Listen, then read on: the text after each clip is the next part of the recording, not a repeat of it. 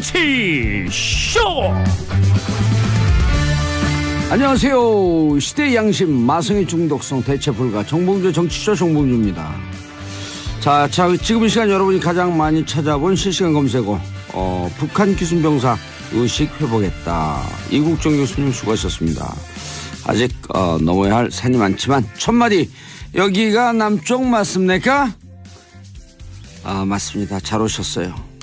자, 두 번째, 북한 테러 지원국 재지정 9년 만의 일이죠. 홍종학 중소벤처기업부 장관 오늘 오전 임명 드디어 조각 완성. 그리고 마지막에 정봉주 여야 의원 125명 복권 탄원서 제출. 자, 이 중에 봉도사가 고른 오늘의 실시간 검색어 북한 기순병사 아니고 정봉주입니다. 원더걸스의 I'm so hot.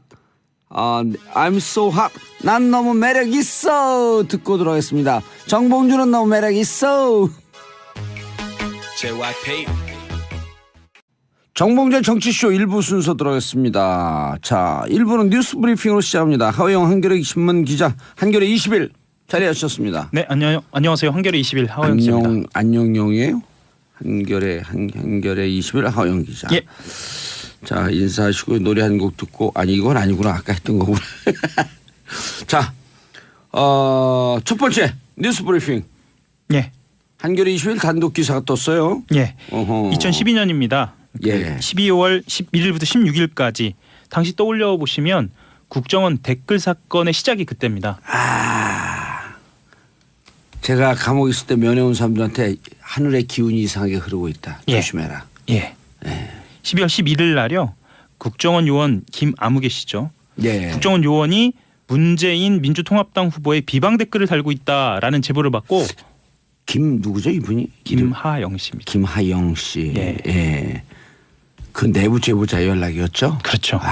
결국은 5년 만에 밝혀졌죠. 내부 제보자였다는 걸. 누구라고 한 게 나왔어요? 예, 나왔습니다. 누구요? 한겨레 21일에서 인터뷰를 했었는데요. 내부 제보자를 뭐라 그러죠? 영어로?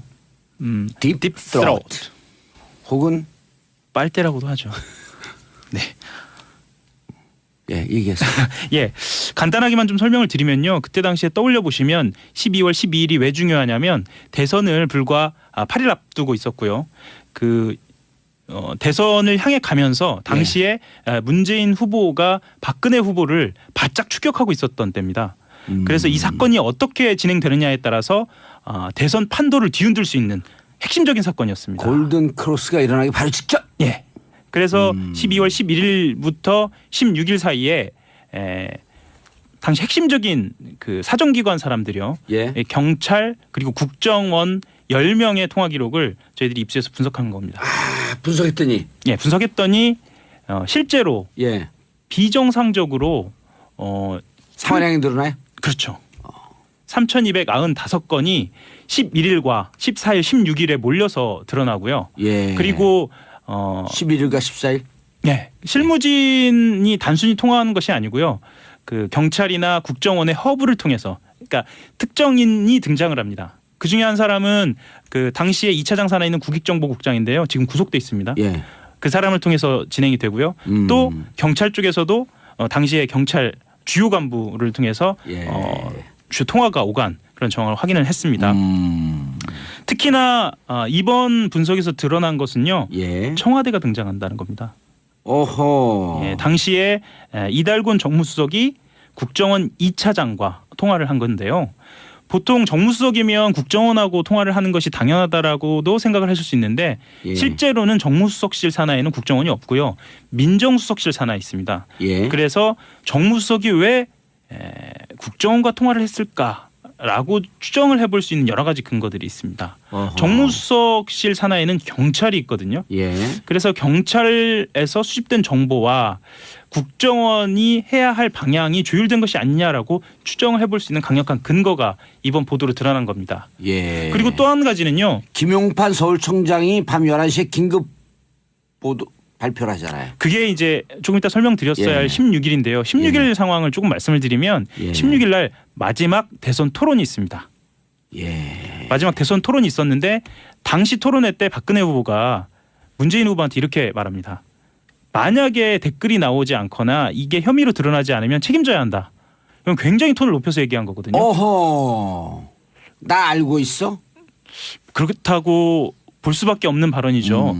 그리고 실제로 토론이 있은 직후에 경찰이 댓글과 관련된 내용이 나오지 않았다라고 중간 수사 결과를 발표를 전격적으로 합니다. 밤 11시에. 밤 11시에. 아직도 기억이 생생한데요. 그러고 나서 10분여 뒤에 국정원에서 보도자료를 냅니다. 본인들이 말하자면 혐의가 없다라는 어떤 반박 보도자료를 낸 거죠. 그러면 지금 이 상황을 들여다보면 실제로 당, 그러니까 박근혜 대통령이 있었던 한나라당 그리고 경찰, 그 국정원이 서로 짜지 않았으면 도저히 있기 어려운 그런 순서대로 지금 일이 진행된 거거든요. 그래서 컨트롤 타워가 당시에 있지 않았느냐라는 짐작만 했어요. 컨트롤 타워가 있지 않았었냐. 그런데 이번 전화 분석을 해보니까요. 당시에 정무수석이 있었고 또 하나는 비서실장이 통화한 내역이 나오는데 비서실장이 통화한 사람이요.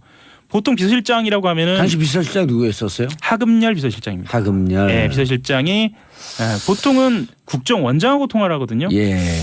조금 더 감안을 하면 차장급하고 통화를 할 수도 있겠다 싶은데 당시 통화 내역에서는 국익정보국장, 국장급하고 통화를 한 것으로 봐서 뭔가 좀 다급한 것이 아니냐라고 보여지기도 하고요. 그런 굉장히 독특한 그런 전화 기록이 나온 겁니다. 그럼 이렇게 되면 당시에 이게 이명박 대통령 마지막 시기 아니에요? 그렇죠. 임기 마지막에 하금열 비서실장을 소환할 필요가 있겠는데요? 사실요. 지금 말씀드린 몇 명의 그 당사자들의 최대 관심사는 재수사가 가능하냐는 거거든요. 재수사 가능하죠. 재수사 가능하죠. 재수사 가능합니다. 어떤 법으로 재수사 가능하냐면요. 국정원법 위반으로 공소시효 10년. 그렇죠. 만주 변호사. 그렇죠. 국정원법 제94조 정치관여 금지 위반. 사실 그때 12월 11일부터 16일 사이가 왜 중요하냐면 지금 문제되고 있었던 국정원의 만행들 헌법 위반들이 그때 사건이 제대로만 밝혀졌어도 어쨌거나 지금 상황까지는 오지 않았겠느냐 충분히 추정할 수 있거든요. 운명이죠. 운명이죠. 자, 샵 1035 짧은 문자 50원 긴 문자 100원. 윤다희님 문자 알람 소리 들려서 제 휴대폰에 문자 온 줄로 착각했어요. 죄송합니다. 제가 무음으로 안 해놔서 제 문자가 온 거예요. 죄송합니다. 사과하겠습니다. 앞으로 이런 일 또 있어도 또 사과하겠습니다. 저도 깜짝 죄송합니다. 놀랐어요. 저도 놀랐어요. 없어야지 이런 일이. 올해는 이제 더 이상 없도록 하겠습니다. 내년엔 몰랑 아몰랑. 자, 두 번째. 자, 그럼 이분들이 지금 구속된 분들이 있기 때문에 불러서 불어라. 이거 무슨 일이냐 이게. 이 큰 사건이 터졌네. 이거 누가 특종한 거야? 하호영 기자가? 뭐 같이 했죠. 제가 팀장이니까요. 하호영 기자가 2013년 10월 18일인가요? 16일인가 뭐 그 언저리에 사이버 사령부를 세상에 등장시키더니 이제는 국정원 전화 소리. 이게 우리가 전화 얘기하니까 문자 온 게 띵 소리가 난가 보다. 제가 깜짝 놀랐습니다. 자, 두 번째 뉴스. 복권 뉴스 갖고 왔다고요? 복권 뉴스 한번 얘기해 볼까요? 청와대 안 할 것 같다고? 복근이 아니라 복권이죠. 복권. 일반인 사면 복권은 준비하고 있고 법무부에서 명단 작성에 들어갔고 그다음에 일반인 중에 방송인도 일반인이죠. 그렇죠. 방송인도 일반인. 정봉주 씨는 방송인인가요, 정치인인가요? 방송인이죠. 그렇죠. 시일야 방송되고. 국회의원 125명입니다. 어제죠.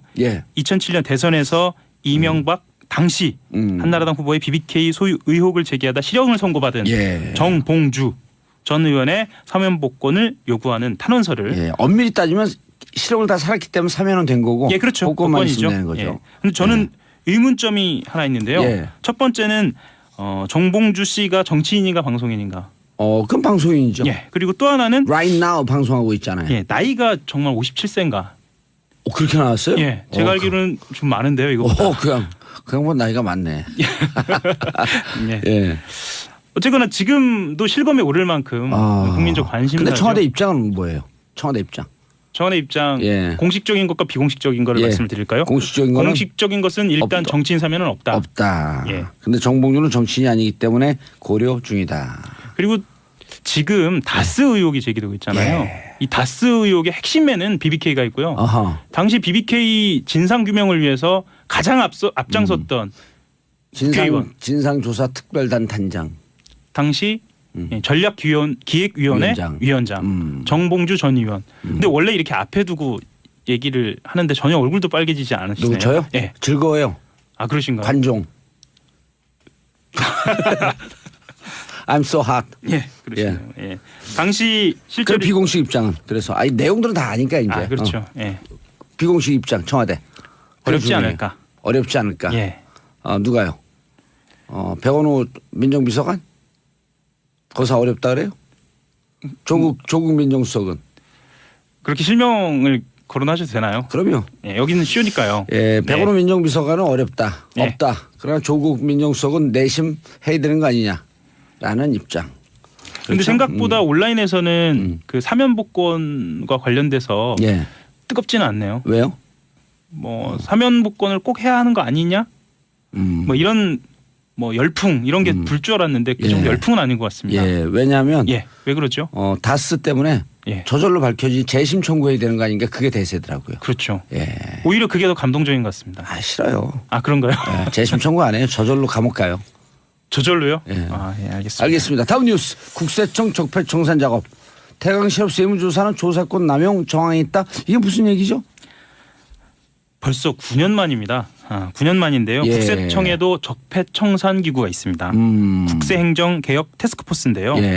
주되게 노무현 전 대통령 서거 발화점이 된 태광실업 2008년. 2008년 11월. 세무조사에 대해서 중대한 조사권 남용이 의심된다라고 판단했습니다. 우리가 그때 얘기했던 표적 수사. 목표를 결정하고. 그렇죠. 그룹 하고 들어갔다. 이런 정황이 있다는 거죠? 그렇죠. 그게 노무현 대통령을 보내야 되겠다. 이런 의도였었죠, 그러면은. 다분히 의도가 있었다는 거죠.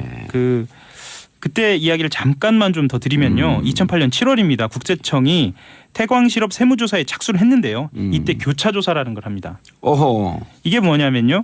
그 태광실업이 부산에 본사를 두고 있어요. 그런데 흔히 국세청의 중앙수사부, 저승사자라고도 합니다. 워낙 세게 세무조사를 하니까요. 이 국세청의 핵심 부서인 서울지방국세청 조사사국에서 나섭니다. 조사사국, 국세청의 검찰이라고 하는. 그렇죠. 또 특이한 점은 세무조사가 종료되기도 전에 11월입니다. 검찰에 태광실업 정산개발을 고발하면서 속전속결로 처리가 됩니다. 그래서 드디어 박연차 게이트가 시작되는 거죠. 그리고 이듬해 5월입니다. 노무현 전 대통령이 5월 23일이요. 서가셨고요. 그래서 많은 분들이 국세청의 조사는 의도된 표적 수사였었고 노무현 대통령의 죽음은 기획된 살인이었다라고 주장했던 분들이 있었죠. 그렇죠.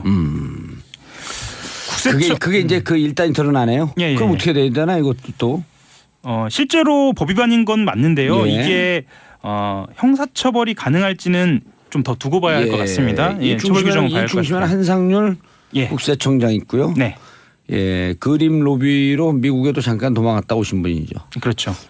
그리고 안원구 전 대구지방국세청장도 있습니다. 안원구 전 대구지방국세청장을 찍어내리고 감옥까지 보냈던.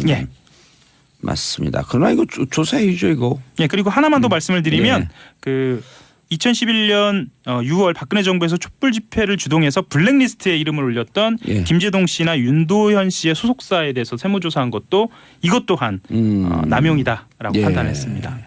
김도현 씨 그다음에 윤도현 씨, 김재동 씨. 김재동 씨. 기획사 다음이었었는데 거기가 그렇죠. 김준용인가요? 대표가? 김용진인가 뭐 이름도 헷갈리네. 이제 우리 대학 후배인데. 그러신가요? 자. 다음 뉴스. 순홍 연기는 없다. 재연기는 사실상 불가하다라고 이야기를 했고요. 그래서 상황별 3단계 행동 요령을 이야기도 했습니다. 그래서 절대로 개별 행동은 해서는 안 되고요. 시험 감독관 지시를 따르도록 했습니다. 뭐 간단하게만 좀 설명을 드리면 가, 나, 다 단계로 나뉘어서요. 그 아주 경미한 경우에는 중단 없이 시험을 치르게 됩니다. 그다음 나. 예, 나 단계 같은 경우에는 경미하지는 않지만 안전의 위협이 있으니까 일단 책상 아래로 대피. 예. 그다음에 다 단계는 말 그대로 대피. 이 상황이 마지막 됩니다. 다 단계는 대피다. 그렇죠. 그런 예. 일 없어야 되겠죠. 그런 일 절대 없어야겠죠. 가나 다 단계 어느 것도 없습니다. 수험생 여러분 힘내시고요. 멘틀 붕괴 없이 시험 잘 보시기 바라겠습니다. 인사하시고요. 네, 한결의 하호영 기자였습니다. 예, 감사합니다. 방금 전에 핸드폰 소리한 거 다시 한번 사과드립니다. 죄송합니다. 이런 일 없도록 하겠습니다. 저는 광고 듣고 2부 언니네 뉴스로 돌아옵니다. 채널 고정하소서.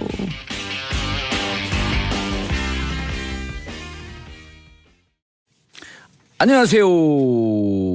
정봉주의 정치쇼 2부 순서 들어가겠습니다. 언니 뉴스. 자, 세상의 반. 요즘은 이제 중심으로 떠오르고 있는 여성의 시각. 엄마, 언니의 시선으로 뉴스를 고르고 분석해 드립니다. 이상 작가분들이 쓴 글이었습니다. 잘 쓰셨어요. 예, 잘 썼어요. 언니 뉴스 3번 나와주셨습니다. 최민희 의원님. 네, 안녕하세요. 예. 어떤 분이 그 얘기 해줬나요? 왜 전 의원이라고 안 그러냐고. 저한테 문자 와갖고. 해병대 의원 안 들으셨나? 그렇죠. 한 번 의원은 영원한 의원. 근데 그래도 전 의원이라 그래야지 공식 팟캐스트도 아니고 공중파 방송에서 그러면 어떻게 해요? 그래서 내가 그래도 돼요. 그러고 차단으로 딱 차단해.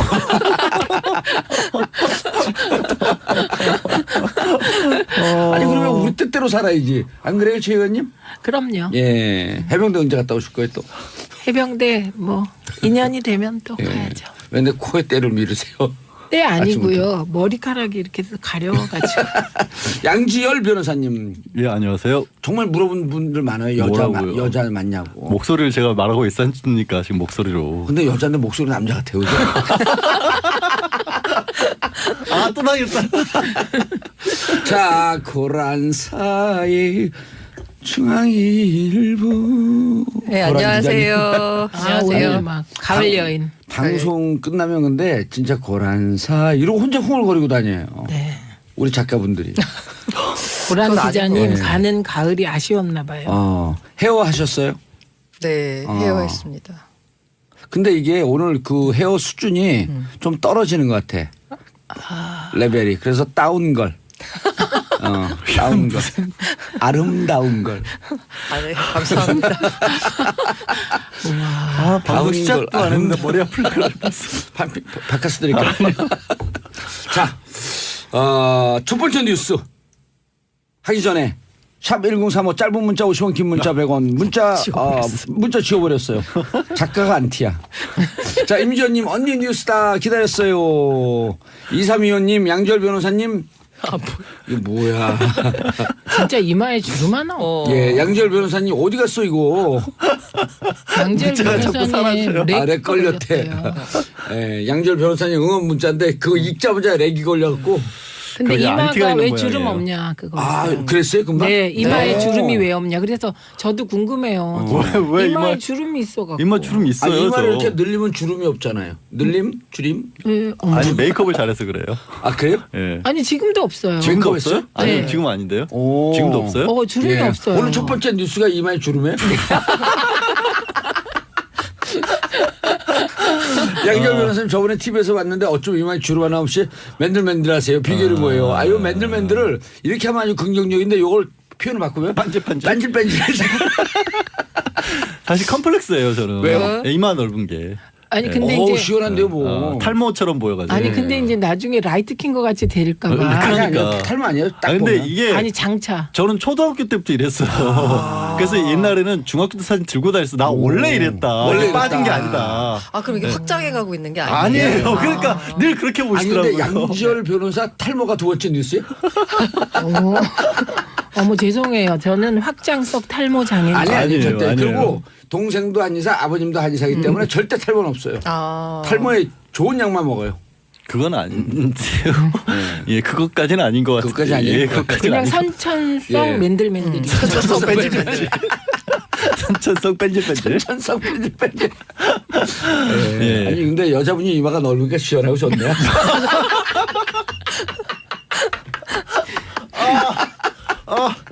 자, 첫 번째 뉴스 여의도가 모래시계 찍는다고 나 떨고 있냐. 네, 지금 예. 그러고 보니 그 네. 검사님이. 그런데 이제 중요한 그러네. 건 떠는 이유는 뭐냐면 빙산의 일각과 빙산의 관계라고 보시면 될 것 빙산의 같습니다. 일각과 예. 관계. 지금 빙산이 하나 떠올랐는데요. 네. 그게 최경환 전 의원. 최경환. 진짜 현직입니다. 죄송해요. 최경환 의원 관련해서 어허. 국정원 특활비를 상납받았다. 이게 예. 뇌물성이 있다. 이렇게 어허. 해서 최경환 의원이 이제 검찰이 집도 압수수색하고 어허. 의원회관도 예. 압수수색했습니다. 그러니까 이거는 그 실세 전 정부의 실세 의원이잖아요. 예. 의원이면서 동시에 현 의원을 이렇게 검찰이 압색까지 한 것은 상당히 자신이 있다 이렇게 보입니다. 근데 예. 이제 중요한 건 최경환 의원은 할복까지 나는 이게 정말 사실이 아니다. 결백하다. 그래서 할복을 사실하면 할복하다. 알고겠다. 어제 대구에서 하겠다 그랬죠. 동대구역이요. 아 동대구요. 네, 거기 보수의 심장에 그 오. 상징의 심장인 동대구요. 오. 네. 아 근데 할복이라는 거는 예전에 예. 일본에서 무사들이 그러니까 사무라이들이 불명예를 뭐 좀 감수하고 아, 해서 본인의 문화가 친인의 문화라고 한 거 커밍아웃 한거 아니에요? 그러니까 왜 이런 표현을 쓰시 정치인이 이런 아니 표현을 근데 쓰시는지 정치인이 모르겠어요. 그런 표현을 주로 씁니다. 그래요? 예, 그리고 이거 이미 쓰신 분이 많으세요. 대표적인 뭐, 분이 예. 박지원 의원님도 예, 그때 아. 할복이라도 그러니까 하고 이런 싶은 거는 좀 안 심정이다. 쓰셨으면 좋겠어요. 그러니까요. 그 젊은 친구들 맞아요. 이렇게 기원이 어딘지를 잘 모르시는 분들은 이게 마치 우리 전통 문화인 것처럼 착각하실 수가 아니 그거 있는데 떠나서 이거는 무슨 할복이 전통문? 아니 그렇잖아요. 책임질 위치에 스트레스 한 방에 날리시네. 책임질 위치에 있는 분들이 그러니까. 할복한다 그러면 예. 이게 아니 원래 그리고 우리 이거 조상들이 국민을 대상으로 협박하는 거잖아요. 그렇죠. 그리고 근데- 실제로 뭐 한다 그랬다가 하는 분 한 번도 못 봤어요. 실제로요. 고랑기님 잘 말씀하셨는데요. 청취자분들이 참 특이한 분들이다. 그러게. 단어 하나 갖고 1시간 얘기하는 됐어요. 아니 근데요. 할복. 예. 근데 이제 참복을 국민들 좋아해 할복을 좋아해요. 참복이요. 그런데 고란 기자님은 걱정을 그렇게 아니하셔도 될 것 같은 게 이 무슨 전통 문화가 나니까 아니하셔도 되옵니다. 네, 할복하겠다는 것에 대한 국민들의 반응은 예. 그냥 무풀 내지는 어허. 뭐 그냥 반기는 일부 이상한 분들도 좀 계시더라고요. 그래서 조대원님 동대구역이 뭔 죄냐? 아니, 동대구역이 뭔 죄가 아니라 저 청소하시는 분들. 왜 그러세요? 그만하세요. 너무 억울해. 그래서 너무 국민들께서 여기까지는, 바라는 건 그냥 검찰이 공정하게 수사하고 최경환 의원은 검찰 수사에 응하라. 순명하는 거다. 네, 이런 그리고 거입니다. 이게 무슨 홍준표 대표인가요? 무슨 야당 탄압 코스프레를 또 갈라 그랬었잖아요. 예, 그 야당 탄압뿐만 아니고 지금 홍준표 대표는 그 야당 탄압 말씀하실 때가 아니에요. 예. 그분은 특활비 렉 걸려가지고 지금 큰일 났어요. 네. 근데 본인은 SNS에 장문을 남겼죠. 8가지 이유를 들어가면서. 홍준표도 받았어요. 아니 그게 아니, 뭐냐면 아니. 그 지금은 이제 어느 게 사실이냐 예. 논란이에요. 어허. 예, 그러니까 특활비 논란이 이미 홍준표 대표가 성완종 리스트에 예. 1억 받았다는 아하. 그 의혹이 일 때부터 특활비 얘기가 나왔습니다. 이것도 남이 한 게 아니에요. 홍준표 대표 자신이 뭐라고? 예, 해명을 했어요. 그 돈이 아니라 내 특활비 일부를 집사람에게 줬는데 집사람이 모아서 1억 만든 거다. 이런 식으로. 오. 네, 그래서 특활비 논란을 최초로 일으킨 장본인은 홍준표 대표세요. 그러니까 본인 입으로 시인하신 거잖아요. 그렇죠. 내가 시인해놓고 특활비를? 이번에 이제 특활비 이렇게 막 돌아다니니까 예. 이분이 이제 살짝 해명을 바꾼 거예요. 예. 그거는 아내한테 내가 특활비를 줬다는 게 아니라 내가 특활비로 말하자면 돈 번 돈을 안 갖고 가서 아내가 생활비를 절약해갖고 그 돈을 모았다는 뜻이었다. 이렇게. 그게 무슨 말이에요? 막 그걸 아니 못 그 알아듣겠어요. 전에는 이런 거죠. 특활비를 받기 전에는 예. 내가 그 월급으로 뭐 기자들 밥 사고 활동비 썼는데 예. 특활비를 받게 되니까 돈이 남지 않느냐. 아하. 그래서 아내가 모았다라고 한 건데 아. 그 말이나 엎어치나 그만해. 매치나. 근데 예. 그게 아니고 그게 엎어치나 매치나가 아니라 엎어치면 문제고 매치면 무죄예요. 그러니까 유무죄가 갈리는 거예요. 오늘 그런데 작도 타셨어 아주 그냥. 저요? 예, 계속 타세요.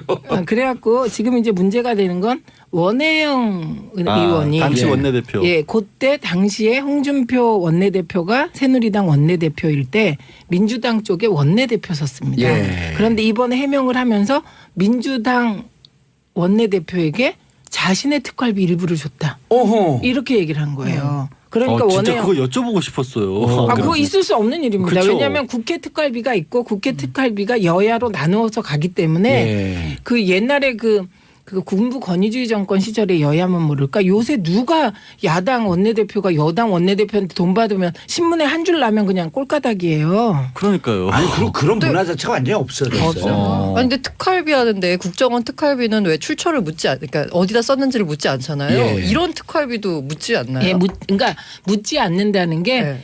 정확히 얘기하면 영수 처리를 요구하지 않는다예요. 근데 네. 그러면 이른바 회사로 따지면 이제 네. 판공비거든요. 그러니까 이번 네. 기회에 아예 이거 없애버리면 안 돼요? 국정원의 아니 특활비야. 없앨 수는 없고 없어요? 용도를 네, 영수증을 그렇죠. 붙이면 돼요. 그렇죠. 그리고 이것도 네. 어디에 썼다라고 하는 것을 비공개 내부 감사를 받으면 돼요. 그러니까 사실은 그런 방법이 맞는 것 우리 같아요. 기업들 같은 경우도 요즘 기업이 쓸 수 있는 카드도 제한돼 있고요. 예. 심지어 특정 지역에서는 못 쓰도록 아예 주거지 제한을 그럼요. 해버리거든요. 네. 근데 국회의원도 그렇고 어떤 뭐 회사는 다른 10시 이후에 막아버린 데도 막아버리고 그런데 아예 지금 사실 공무원들이 쓰는 카드 같은 경우 그런 제한도 없어요. 그러니까 그거는 좀 해야 될 것 같아요. 예. 어느 네. 영역인 간에. 그래서 다시 홍준표 대표로 돌아오면 예. 원혜영 의원께서 납득할 만한 해명을 하지 않으면 법적 조치를 안 할 수가 없다.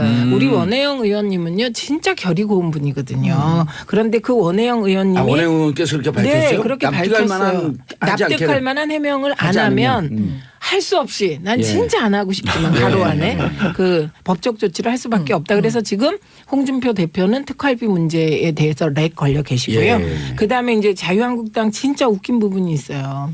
국정원 특활비 청와대 상납이 문제되니까 검찰을 끌어들였는데 검찰이 법무부에 특활비 상납을 했으니까 똑같은 거 아니냐 이렇게. 어허. 그런데요 이게 사실 아닌 것입니다. 왜냐하면 검찰은 예산 편성권이 없어요. 그래서 법무부가 예산 편성을 할 때 검찰 특활비를 포함한 법무부 특활비 합쳐서 285억 원을 편성을 했고 예. 검찰 특활비 179원을 1원도 쓰지 않고 검찰에 줬다.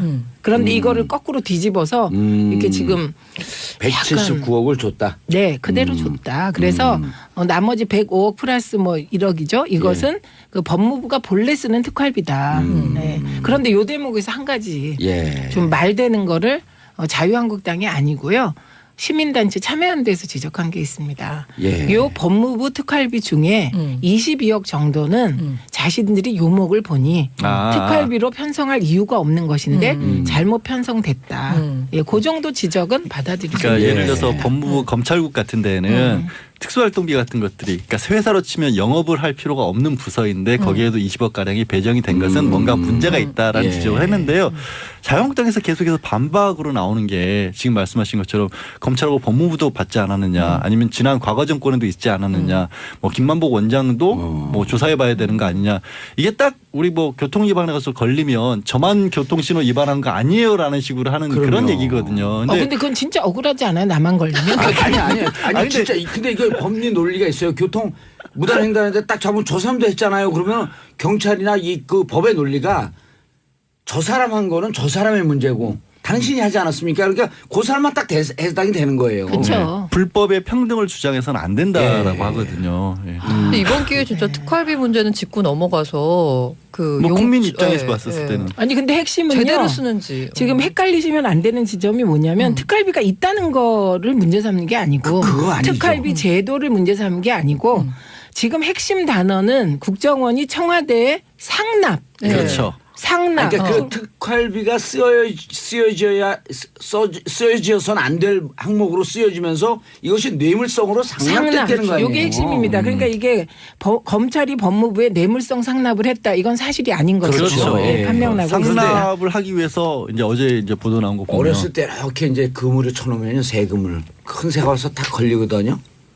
그러면 그 가만히 있어야 되는데 빠져나가려면 팍 밟아붙이면서 그물이 점점 몸을 옥죄갖고 나중에 그물 스스로 목을 조여서 죽여요. 지금 그런 형국. 아니 그러니까 빠지면 지금 그물에 걸린 거거든요. 그리고 이 그물은 정의와 합법의 그물이에요. 그럼 가만히 있어야죠. 왜 자꾸 빠지는 지금 해명이 점점 더 이상하니까 국민들이 보기에 점점 더 이상해지는 거예요. 이렇게 예. 멋있는 말씀도 하실 줄 진짜 아시네요. 그건 멋지고요. 그 다음에 또 해요? 계속 뉴스로 하나만- 단독 브리핑해요? 어떡하죠? 그럼 그만 아니 하려고 그래서 해도 안 돼. 정세균 그걸 해야 의장이 돼.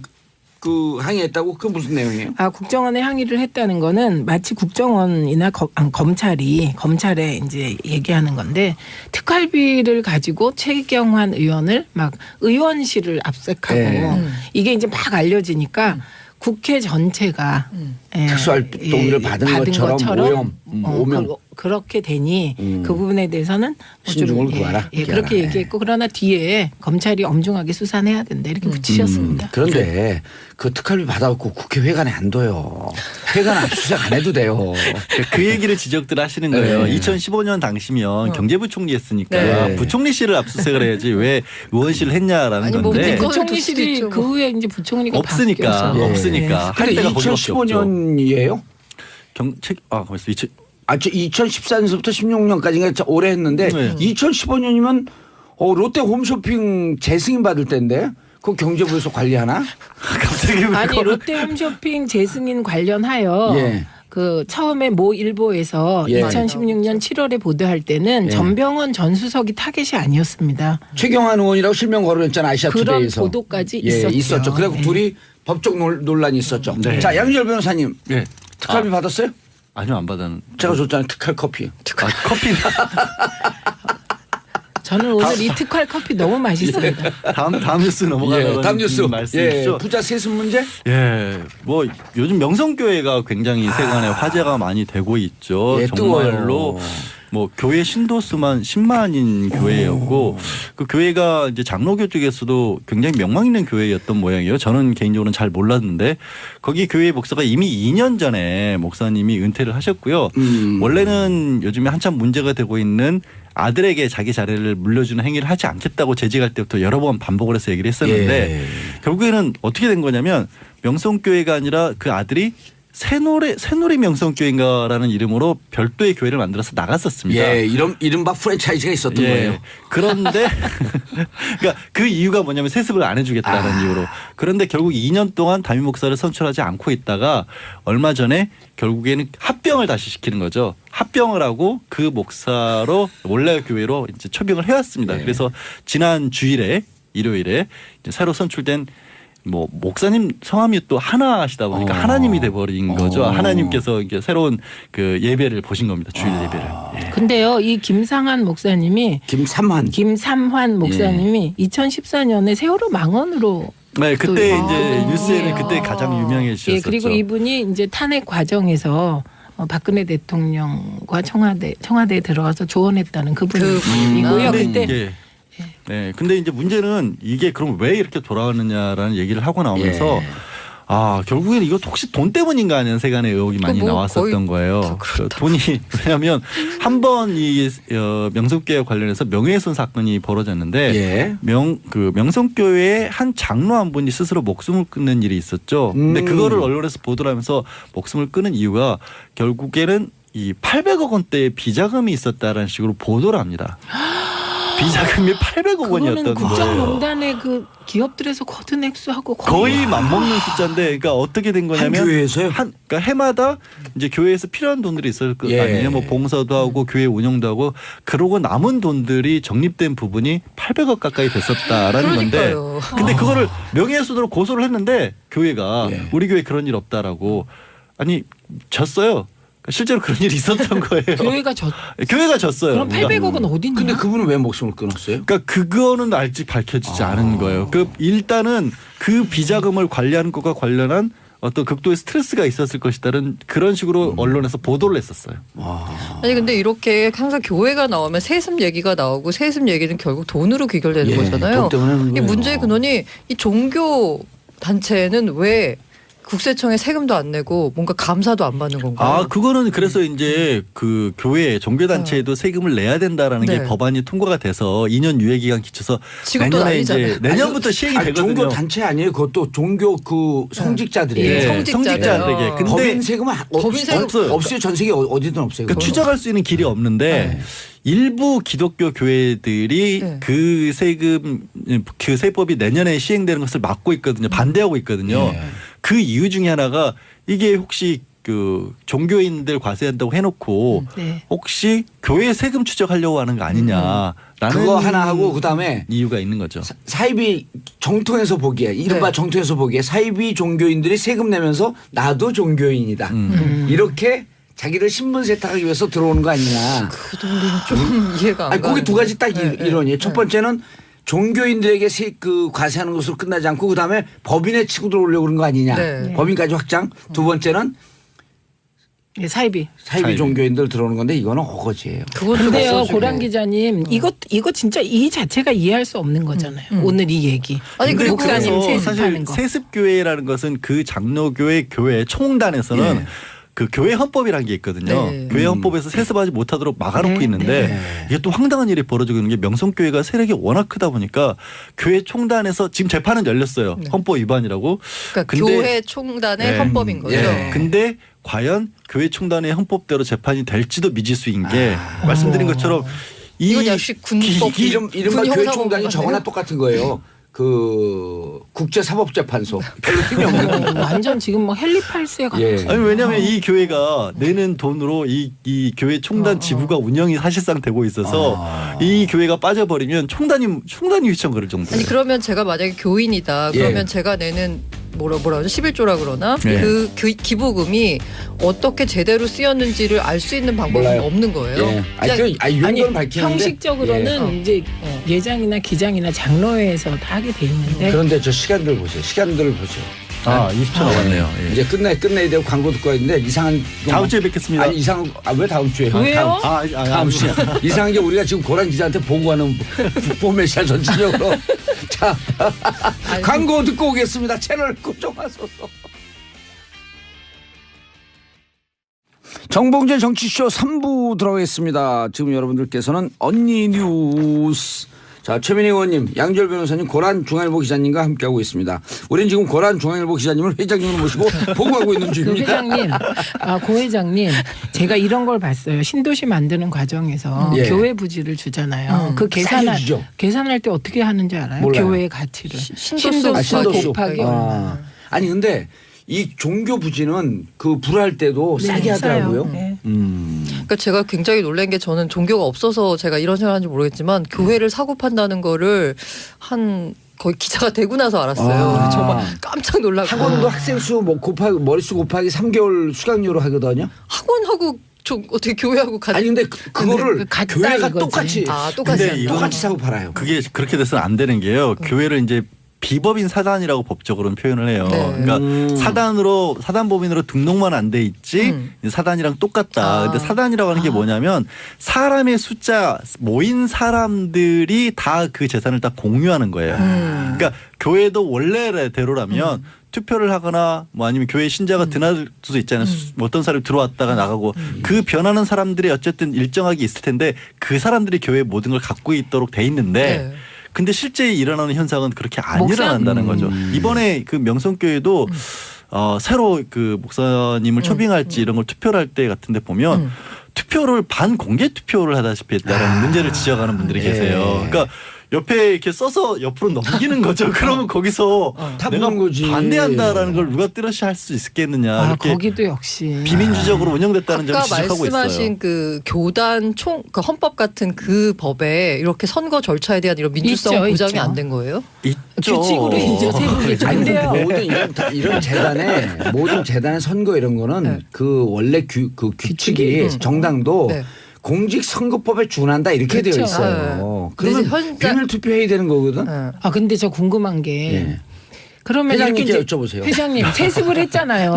그래갖고 하나님께서 새 목사가 됐잖아요. 하나님이. 그럼 그 하나님은 세금 내야 되지 않아요? 치료받았으니까. 그러니까 종교인 과세를 내년부터 한다는 건데 지금 공교인이 지금 저항하고 있는 거죠. 아니죠. 조금 전에 제가 말씀드렸잖아요. 교회 재산은 법적으로는 아니고. 교회 신도들의 것이기 때문에 예. 이분이 받은 게 아니에요. 재산이 없어요. 이분은 교회는. 없으세요. 네, 그렇잖아요. 법적으로는. 네. 그냥 그러네. 관리를 하고 계실 분이죠. 관리를 하고. 학교 개념하고 사립학교하고 똑같아요. 사립대학교도 이사회 7명 아니에요. 네. 사립대학은 소유가 없잖아요. 누구 거예요 대학이? 이사장 거 아니거든요. 이사회 과반수의 수를 확보하고 있는 사람이 이사장을 하고 있을 뿐이에요. 그러니까 대학은 소유가 없는 재단이거든요. 거예요. 네. 대학은 주인이 돈 그 자체예요. 네. 그리고 말씀하신 것처럼 이사회가 그걸 관리할 주인이 뿐이에요. 돈 자체. 이사장이 관리할 뿐이에요. 근데 재단 지금은 법인은 그런 뜻이라는 그럼 거죠. 관리자가 지금 주인 행세를 하고 있는 거예요? 그렇죠. 왜냐하면 반기를 드는 사람들이 없으니까. 아니 재벌보다 조금 더 심해. 재벌은 그래도 2% 갖고 있기라도 하잖아요. 아 정말 이해가 안 돼. 자 오늘 회장님도 뭐 하나 보고 하셔야죠 이제 우리들에게. 네. 오늘 제가 말씀드릴 거는 혹시 그 이응 지읒 이런 오. 문자 받아보신 적 있으세요? 이응 지으셨고 우리 애들은 맨날 그렇게. 아 그러면은 이제 조금 더 봐주자. 예. 이응 기역 리을 이응 이게 무슨 그거 뜻이 최민희 아세요? 의원이 잘할 것 같은데. 예, 이응 기억 리을 이응? 예. 이건 뭐 여러 가지로 해석돼서. 그래요? 보통 많이 쓰는 거 혹시 어떻게 몰라요. 모르세요? 뭐 이걸 난 지읒 리을만 다 알아요. 그렇지. 지리요.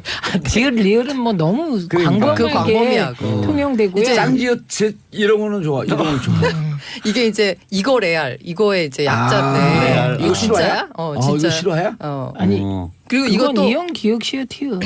이거 완전 심화 과정. 예. 심화 과정. 리을 이응 피읍 티귿 비읍 비읍 티귿 쌍비읍 비읍 키읔 티읕. 아니 회장님 이거 라디오 회장님 들으시는 그냥 분들은 못 해주세요, 들어요. 빨리. 예. 아 이거는 레알 팩트 반박 불가 빼박 캔트. 그래서 예, 진짜다. 천천히 이거거든요. 천천히. 자 아. 슬로우.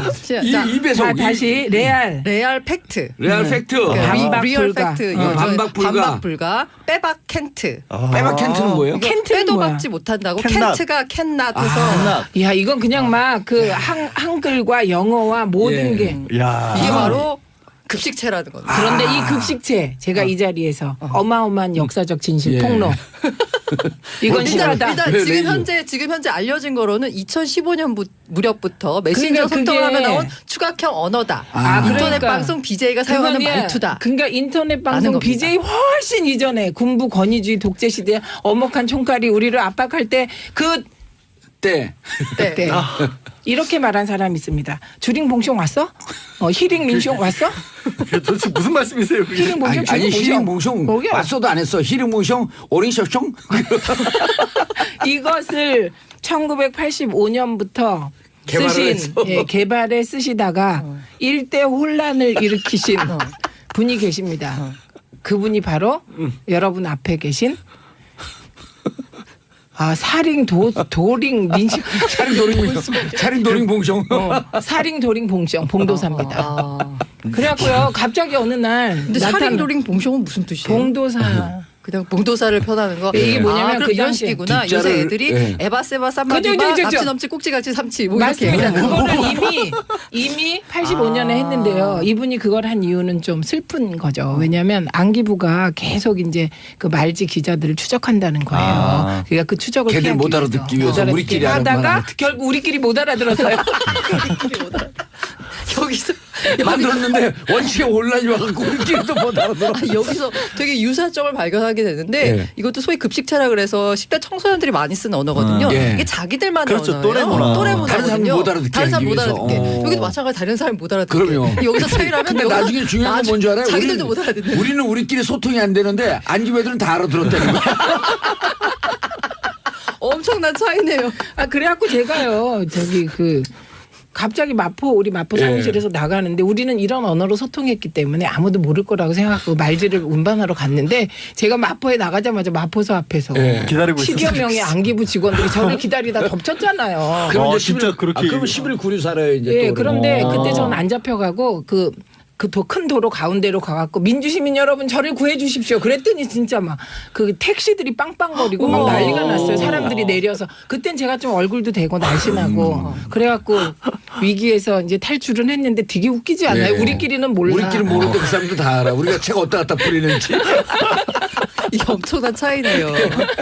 그래서 이거 처음 들어보신 분들은 잘 이해가 안 될 텐데 예. 예를 들면 이게 이순신 장군의 상소 신에게는 12척의 배가 있습니다. 네. 이걸 급식체로 표현하면 신에게는 12척의 배가 남아있는 부분 이거 레알 반박 불가 뭉치면 살고 흩어지면 삼각사각 죽는 가격입니다.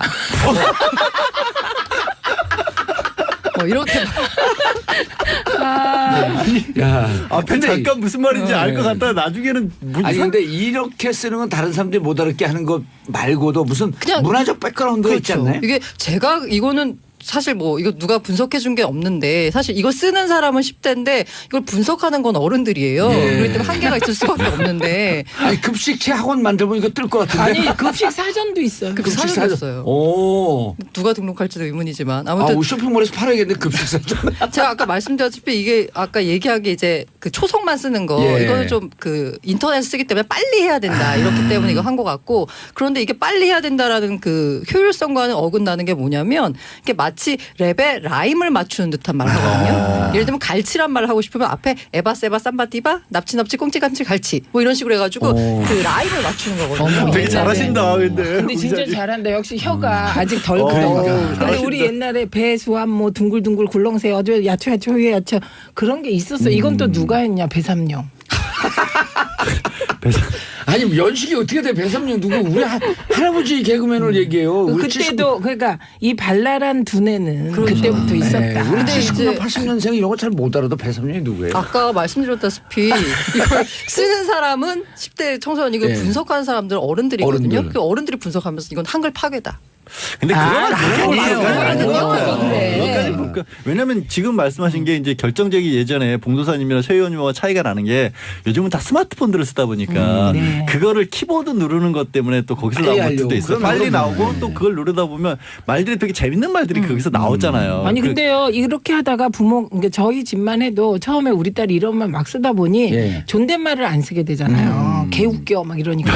그런데 그러다 보니 나중에 우리 서로 얘기를 그냥 그렇게 하고 있는 거예요. 그래서 내 걔는 좀 그러니까 핵웃김 뭐 이렇게 그렇지. 개웃김. 이게 굉장히 크크크. 좋은 태도신데요. 여기서 이제 같이 이렇게 대화를 하면 그쵸. 괜찮은데 이렇게 되면서 아예 어른들은 소통하려는 노력조차 안 하고 그냥 닫아버리는 거예요. 왜 그런 말투를 쓰니? 라고 하면서. 아, 근데 그게 잘못된 게 25세기 전에 맹자 공자님도 요즘 애들 문제 있다고 다 그랬어요. 아, 피라미드에도 나와요. 상형 문자로. 소크라테스 시절에도. 자, 우리 요즘 애들 문제 있다고. 갑자기 이거 TV에 나온 둘이 사카 쓰고 그다음에 이집트 표현을 요즘 것들 문제 있어. 그러면 그거는 그래서 젊은 세대의 그 시대의 문화적 배경이 그쵸. 있었기 때문에 나온 거거든요. 그렇죠. 그걸 인정하면 되는 거예요. 이 친구들도 한 30년 지나면 요즘 아마 애들 먹을 거일 요즘 애들 많이 거예요. 사귀 근데 한다고 그럴 한번 거예요. 보세요. 이쁘다 이 말하고 야 예. 개 이쁘다, 핵 이쁘다, 레알 이쁘다. 아니 확 와닿는데. 아니 그리고 근데 아니, 너무 그리고 평소에 잘 쓰는 것 아니 같아요. 그러니까 아니, 너무 많이 쓰니까. 아니 보세요. 너무 재밌다는 게 꿀잼인데 거기다가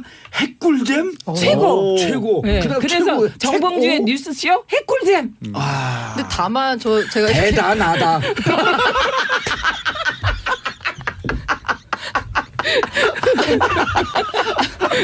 아니 그게 신종 문화니까 재밌잖아요. 그렇죠. 익숙해지면. 네. 근데 이게 이제 한 가지 우려되는 건 뭐냐면 제가 그 모 회사에 있는 되게 고위 간부님께서 하신 말씀이 신입사원이 들어갔는데 왠지 상상이가.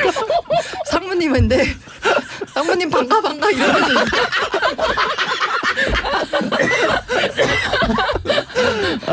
아니 진짜 그래서 핵웃김.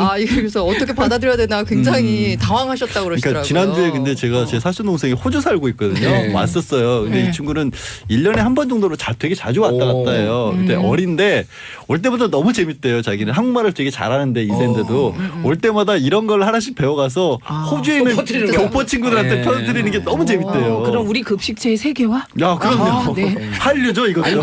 아니 우리가 지금 그 문화 한류, 음식 한류 있잖아요. 네. 노출되지 않은 한류가 또 있잖아요. 탄핵 한류. 헌법재판소에 67개 국가인가가 자료를 가져갔어요. 오. 그 탄핵 과정을 네. 너무나 갑자기 정교하게 해서. 품격이 올라가네. 이 얘기를 들으니까. 그래 이제 급식체의 한류야. 급식체. 저는 이제 뭐 이런 뭐 소통 이런 에서 어른들이 이렇게 해야 된다고 했는데 다만 한 가지는 좀 때와 장소를 가려서 썼으면 좋겠어요. 그런 걸 써도 괜찮은 장소가 있고 아닌 경우가 이 있잖아요. 얘기도 구리다. 아니, 근데 그것도 너무 구려요. 네. 아우. 예. 아, 이게 아니, 그 레알 고향이 어디세요? 레알 79? 원래 고향이 어디세요? 근데 우리 고랑 기자님. 강원도래요. 아, 그 구리가 많이 나와요. 아니 왜냐하면 써야 될 때 안 써야 될 때 하는 것보다도 아이들의 상상력이나 이런 걸 자유롭게 그냥 해주면 시대 지나면 또 안 쓰거든요. 네. 그 시대 때 그 특권인데 좀 놔둬야지. 저는 이거 보면서 우리 한글이 가진 우수성이 여기서도 나온다. 네. 한글이니까 이런 것들을 쓸 수 있는 거예요. 중국 친구들은 하고 싶어도 한자로 이거 장난 못 쳐요. 네. 기억니은 이런 거 가지고 못 해요. 한글 레알리즘. 재밌잖아요. 예. 어머 갑자기 양언니 멋짐. 아니 그러니까 이게요. 개멋짐. 아니, 개멋짐은 아니다. 요즘은 내가 어느 인정? 분한테 어느 분한테 아우 쉽게 얘기해서 아우 진짜 뭐 이게 이제 표준말이니까 개피 봤어 이런 표현 있잖아요. 그러니까 네. 그분이 그 반려견을 키워요. 그러면서 왜 나쁜데 개를 개를 쓰냐. 붙이냐. 그럼 어떻게 해요? 그러니까 나쁜데 쥐를 붙여야 된다. 쥐피 봤어. PD 식은땀 난다. 이거 그 빨리 방송 이건 한번 읽어보세요. 언어 심의 뭐 이런 거 네. 걸리는 거 같아요. 분야도 바뀌면 개라는 뜻도 바뀔 것 같아요. 네. 스웨덴 같은 데서는요. 네. 개 같은이라는 표현이 너무 착하고 순진하다는 뜻이에요. 그쪽에서는. 예, 네, 그래요. 근데 스웨덴으로 개 같은 건 뭐라 그래요? 모르죠. 아니 왜 그런 것까지 물어보면서 너무 그리고 막 의문의 일패를. 그러니까 왜 근데 잘 나가고 너무 있었는데. 심한 의문에. 예. 우리나라 만세 개상. 우리나라도 개상이 칭찬이에요. 개같이 그치, 생긴 순둥하게 생긴 상. 고양이 상 개상, 강아지 상이라고 하죠 우리가. 이런 개상 받나. 근데 좀 음은 좀 그렇다. 자, 4834님 아재들이 요새 말하니까 뭔가 어색하면서 재밌네요. 김호령님 40대 아줌마입니다. 저는 중1 딸 덕분에 전부 알아듣고 쓰고 있습니다. 근데 카페 가면요. 네. 30대 후반 40대 초반의 아줌마들이 모였고 이렇게 얘기하는 거 봤어. 근데 재밌었고 내가 녹음을 하려고 봤더니 제 핸드폰이 아이폰이야. 아이폰 녹음이 안 돼. 그래서 앱을 다운받았어요. 그것 때문에. 아니 그냥 녹음은 돼요. 돼요? 통화 녹음만 안 되지. 그냥 녹음도 안 되는데. 그냥 앱이 녹음 있어야 되는데. 어플리케이션이 있어요. 있어요. 예, 디폴트로 네. 있습니다. 제가 이따 찾아드릴게요. 알겠습니다. 최민희 의원님 네. 다음 골라온 뉴스 우리 원전 문제. 지금까지 급식체의 한류를 꿈꾸면서 이렇게 네. 하다가 이제 좀 심각한 심각한 원전 문제. 다시. 핵 심각합니다. 핵이 진짜 이게 심각하죠. 이제 포항 지진이 핵이 진짜 났잖아요. 심각해요. 그런데 이제 포항하고 경주에서 지진이 나다 보니 그쪽이 원전 밀집 지역이잖아요. 양산단 층지대. 예, 다들 아시겠지만 우리나라의 원전의 문제점은 좁은 지역에 밀집되어 있다는 겁니다. 사고가 밀집되어 한번 있고 나면, 전 세계에서 원전 지역의 인구 밀도가 가장 높은 높습니다. 나라. 그래서 걱정이 되는데 포항 지진이 나고 또 지금 그 집안에 약간 문제가 생겼다 이런 얘기가 나오니까 불안하잖아요. 네. 그런데 요 집안의 상황 액상화? 요 상황을 놓고 지금 두 개의 상반된 시각이 나온 겁니다. 예. 근데 이게 정치적으로도 꼭 그 보수, 진보 혹은 자유한국당, 민주당 뭐 이런 식으로 입장이 갈려요. 근데 정치적으로 갈릴 이유가 그런데 없는데 좀 이해가 안 가죠. 그런데 이제 예를 들면 조선일보 같은 경우가 원전 안전성에 대해서 요즘 뭐 연일 보도를 하고 있는데요. 안전하다. 네, 안전하다. 음. 그래서 이 말대로 안전하면 진짜 좋을 것 같긴 해요. 그런데 그 주장을 보면 이제 우리가 원전의 내진 설계를 걱정하잖아요. 그렇죠. 예, 그래서 대부분의 원전이 내진 설계가 6.5인데 지금 이번에 5.5, 뭐 지난 경주는 5.8이니까 네. 이상하게 불안하잖아요. 그런데 그에 관해서 나름대로 정보도 줍니다. 내진 설계가 6.5였는데 우리 원전 중에 21기는 내진 보강을 해서 지금 내진 그 기준이 7.0이 됐다. 그러니까 이거 21기. 좋은 소식이죠. 네. 예, 그런데 이제 주장이 더 나아가서 우리가 원전 내진 설계 기준 7.0 그러면 이게 원전 그러니까 예를 들면 지진이 6.5 오면 0.5밖에 차이 안 난다 이렇게 예. 걱정을 하는데 그 원전 내진 설계 기준 7.0은 이거에 몇십 배에 해당하는 강도를 갖고 있다. 예, 그러니까 걱정을 안 해도 된다. 이런 논리들을 내세우고 있어서 오히려 어떤 전문가는 지진 땐 원전으로 피난 가는 게 가장 안전하다. 그 멘트를 보고 저는 그럼 본인이 직접 가시지라는. 네, 그런 주장이 나왔습니다. 또 예. 이에 대한 반론도 나왔습니다. 이게 이제 월성 원전을 설계한 하면 좀 분인데요. 문제가 생기는 네가 거예요. 가라 그렇죠, 그렇죠. 네가 가라 원전. 네가 가라 하와이에서. 예, 근데 이제 이 원전이 그렇게 안전하지 않다. 그리고 일부 안전도가 보강됐다고 하더라도 늘 원전은 안전하다고 말하면 안 된다. 안전하지 않다고 생각하고 이제 대책을 마련해야 한다. 0.1%의 가능성, 위험성을 늘 염두에 둬야 그렇죠. 되잖아요. 그 0.1이 100이 되는 건데 사고가 나면. 예, 그래서 원전이 이제 장차 축소되어야 하고 안전 기준이 더 강화돼야 한다는 쪽은 이런 겁니다. 원전 자체를 아무리 안전하게 해봐야 지진이 일어나면 집안이 붕괴되거나 기타 SOC 시설들의 문제가 생기고 송전탑에 문제가 생기면 전기 송출이 끊기면 원전이 위험하기 때문에 그 좁은 그 밀집된 지역에 인구 밀도가 높은 지역에 원전이 밀집된 우리나라는 원전 안전에 대해서는 정말 초긴장하고 대응해야 된다는 건데 후쿠시마의 예를 보시면 후쿠시마가 멜트다운까지 갔잖아요. 그 멜트다운 가게 되는 과정이 지진의 직접적인 지진으로 흔들려서 그런 게 아니고 지진으로 송전탑이 무너져서 후쿠시마 원전으로 가는 전기가 끊겨요. 그럼 이제 비상 전기망이 있었을 거 아니에요. 그거는 작동을 왜 못했냐? 물에 가라앉아서 못했어요. 그래서 멜트다운 된 거거든요. 그러니까 이제 그 원전 자체의 안전도를 계속 높인다, 안전하다. 이 주장이 사실이면 좋겠는데 그 부분도 더 여러 가지 종속 변수가 너무 많기 때문에. 그리고 특히 이제 가장 문제가 되는 건 집안에 지진이 주는 영향으로 인한 문제는 파악조차 하기 지금 어렵다는 극복이 거거든요. 안 되는 거죠. 그렇죠. 네, 그래서 지금 제가 이제 후쿠시마 원전이 그나마 멜트다운 상태에서 폭발하지 않은 것은 요시다 현장 소장이 해수를 주입하자고 주장을 해서 근데 이 해수 주입 주장을 도쿄 전력에서는 끝까지 막아요. 안 했었죠. 왜냐하면 기계 못 쓰게 되니까. 그런데 요시다라는 사람이 책임지고 해수 주입을 해버려요. 소금물이 들어가게 되면 기계가 다 고장이 나니까. 그런데 고장 나도 폭발은 안 하니까. 판도라에서 나온 장면이죠. 네, 그렇죠. 그래서 그 요시다라는 사람은 그 일을 직접 자기가 하고 암으로 죽었습니다. 다음에. 예, 그래서 이 후쿠시마 원전의 예를 가지고 그거는 뭐 예를 들면 후쿠시마 원전은 뭐 내진 기준이 몇이었고 우리는 몇이어서 안전하다 이런 얘기를 할 때가 아니라는 거죠. 아니 그리고 후쿠시마 원전은 왜 세계에다 충격을 줬냐면 100만 년 동안 사고가 안 날 것이다라고 가장 안전한 원전이라 그랬거든. 그러니까 거기서 예측 집안이나 무슨 충격 이런 거로 예측되지 않았던 다른 사고가 난 거 아니에요. 지금 포항 같은 경우에도 땅밀림이라고 하죠. 그러니까 집안이 가라앉는 현상이 심한 경우에는 6.3cm까지 나왔고요. 그러니까 이미 후쿠시마 때문에 5cm가 오른쪽으로 움직였다는 거 아니야? 오른쪽으로 수평을 이동하면 괜찮은데 수직으로도 가라앉는다는 거예요. 포항의 지금 항만 같은 경우는 10cm까지 그게 드러난 경우도 있었기 때문에. 그게 육안으로 티가 나나 보죠? 그러면 그러니까 원전이 정말 단단해요. 정말 무슨 짓을 해도 핵폭탄을 밖에서 터뜨려도 안 돼도 그냥 이것 자체가 땅이 꺼져버리면 방법이 없잖아요. 그럼 뭐 바다 이렇게 떠다니는 그건 그러니까 이제 이런 문제가 있는 거예요. 전문가라는 걸 한번 생각해 보시면 예를 들면 봉도사가 급식체 전문가면 급식체를 깊게 들어가는 거잖아요. 그러니까 이제 내가 원전의 전문가다 이런 분들은 원전 자체의 안전성을 깊게 들어가서 이 안전하다고 얘기를 하는데 예를 들면 이제 후쿠시마에서 쓰나미가 오니까 쓰나미 방비책이 없었다. 그래서 우리는 혹시 올 쓰나미를 대비해서 쓰나미 방비책도 굉장히 튼튼하게 만들었다는 거예요. 그런데 그 강론에 빠진다는 거죠. 맞아요. 그렇죠. 아니 그리고 디테일에 빠져갖고 전체를 못 보는. 다른 주변 상황. 후쿠시마 때도 방파벽이 있었는데 그걸 넘어서 들어왔다는 거잖아요. 그런데 지금 전문가들 분들 말씀하는 거 보면 우리는 그거에 대비해서 방파를 더 높이 쌓았다라고 하는데 그보다 더 높이 오면 또 어떻게 되는 건지.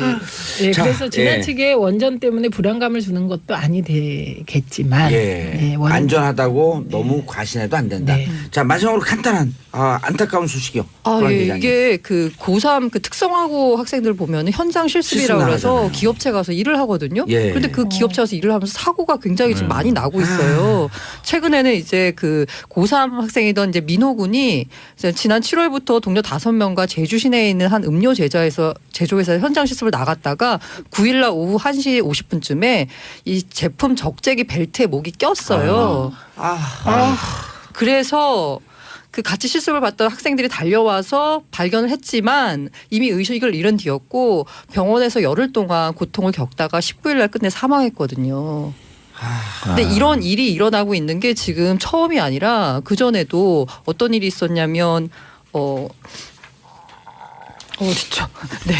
어떤 일이 있었냐면 지난 1월에 한 통신사 고객센터에서 현장 실습을 하던 특성화고 학생이 나 콜수 못 채웠어라는 말을 남기고 자살했어요. 네, 맞아요. 무슨 내용이에요? 콜수 못 채운 건? 그 이제 뭐 서비스 콜을 받아야 되는데 그 실적을 못 채웠다는 예, 거죠. 실적 못 압박에 채웠다고. 시달리고 이제 자살한 거고 2011년에는 기아차 현장 실습생이 주 70시간 이상의 장시간 노동을 못 견디다 뇌출혈로 쓰러졌고 2014년에는 야간 교대 노동을 하던 현장 실습생이 공장 지붕이 내려앉아 세상을 떠났거든요. 근로 기준에 대한 관리 감독이 안 된다 이런 문제인가요? 이게 애초에 문제가 이 현장 실습이 과연 교육이냐 노동이냐 이거에서 지금 노동으로 분류돼 관리되고 있거든요. 예. 근데 이게 지금 교육으로 분리돼 관리돼야 한다는 거죠. 알겠습니다. 이게 그 피지도 못하는 꽃들이 이렇게 질 때 그 진짜 어른들이 반성해야 돼요. 네. 민호군 부모님이 우리 아이로 끝났으면 좋겠다는 말씀을 하셨어요. 알겠습니다. 마지막 안타까운 소식 전해서 죄송합니다만 세 분 인사하시고요. 고맙습니다. 네, 감사합니다. 저는 광고 듣고 4부 미신타파로 돌아오겠습니다. 채널 고정하소서.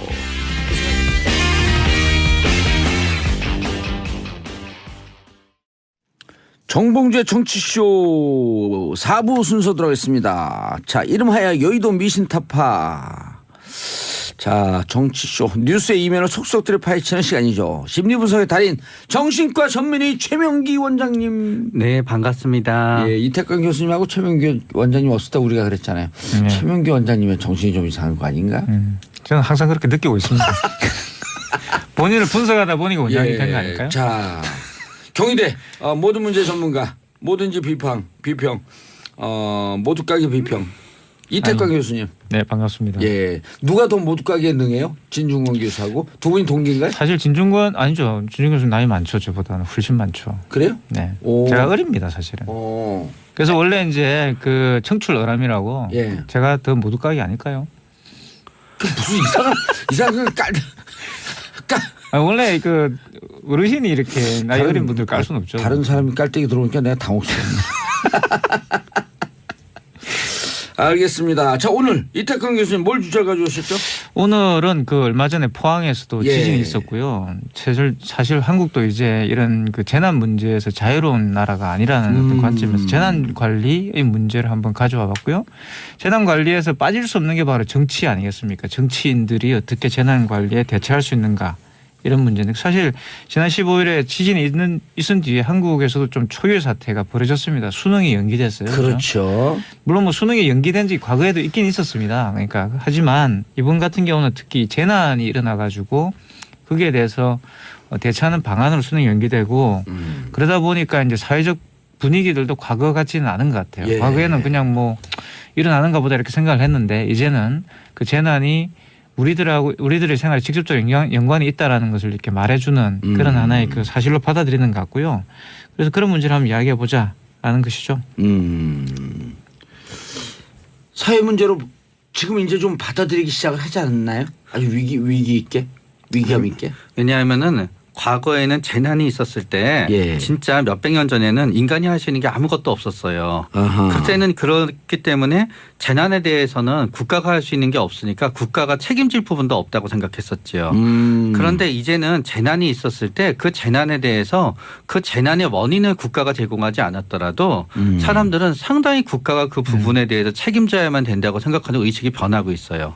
그렇기 때문에 이번에 수능을 갖다 연기한 것도 어떤 의미에서 재난을 바라보고 재난을 대처하는 데 있어서 대한민국이라는 국가의 시스템이 어떻게 바뀌고 있나를 갖다 보여주는 하나의 시그널이라고 생각할 수도 있어요. 사실 이렇게 재난이 국가와 관련돼 가지고 큰 변화를 초래한 경우가 많이 있습니다. 그러니까 예를 들면 1755년 보시면 리스본 대지진이 일어나는데요. 사실 이게 18세기 지금 일이네요. 네, 우리가 알고 있는 근대를 앞당기는 굉장히 결정적 영향을 미쳤어요. 그냥 그 이전까지는 아마 갈릴레이 많이 예. 들어보셨겠죠, 그죠? 종교 재판을 통해 가지고 과학자를 이렇게 벌을 준다든가 또 그런 식으로 사상을 탄압했는데 리스본 대지진 이후에는 사실 이제 더 이상 교회가 하느님의 존재를 이제 신의 존재를 이 자명하게 설명을 할 수 없게 된 거죠. 왜냐하면 그러면 하느님이 계시면 왜 이런 아무 죄도 없는 우리들에게 이런 재난을 초래하는가. 너무나 거대했기 때문에.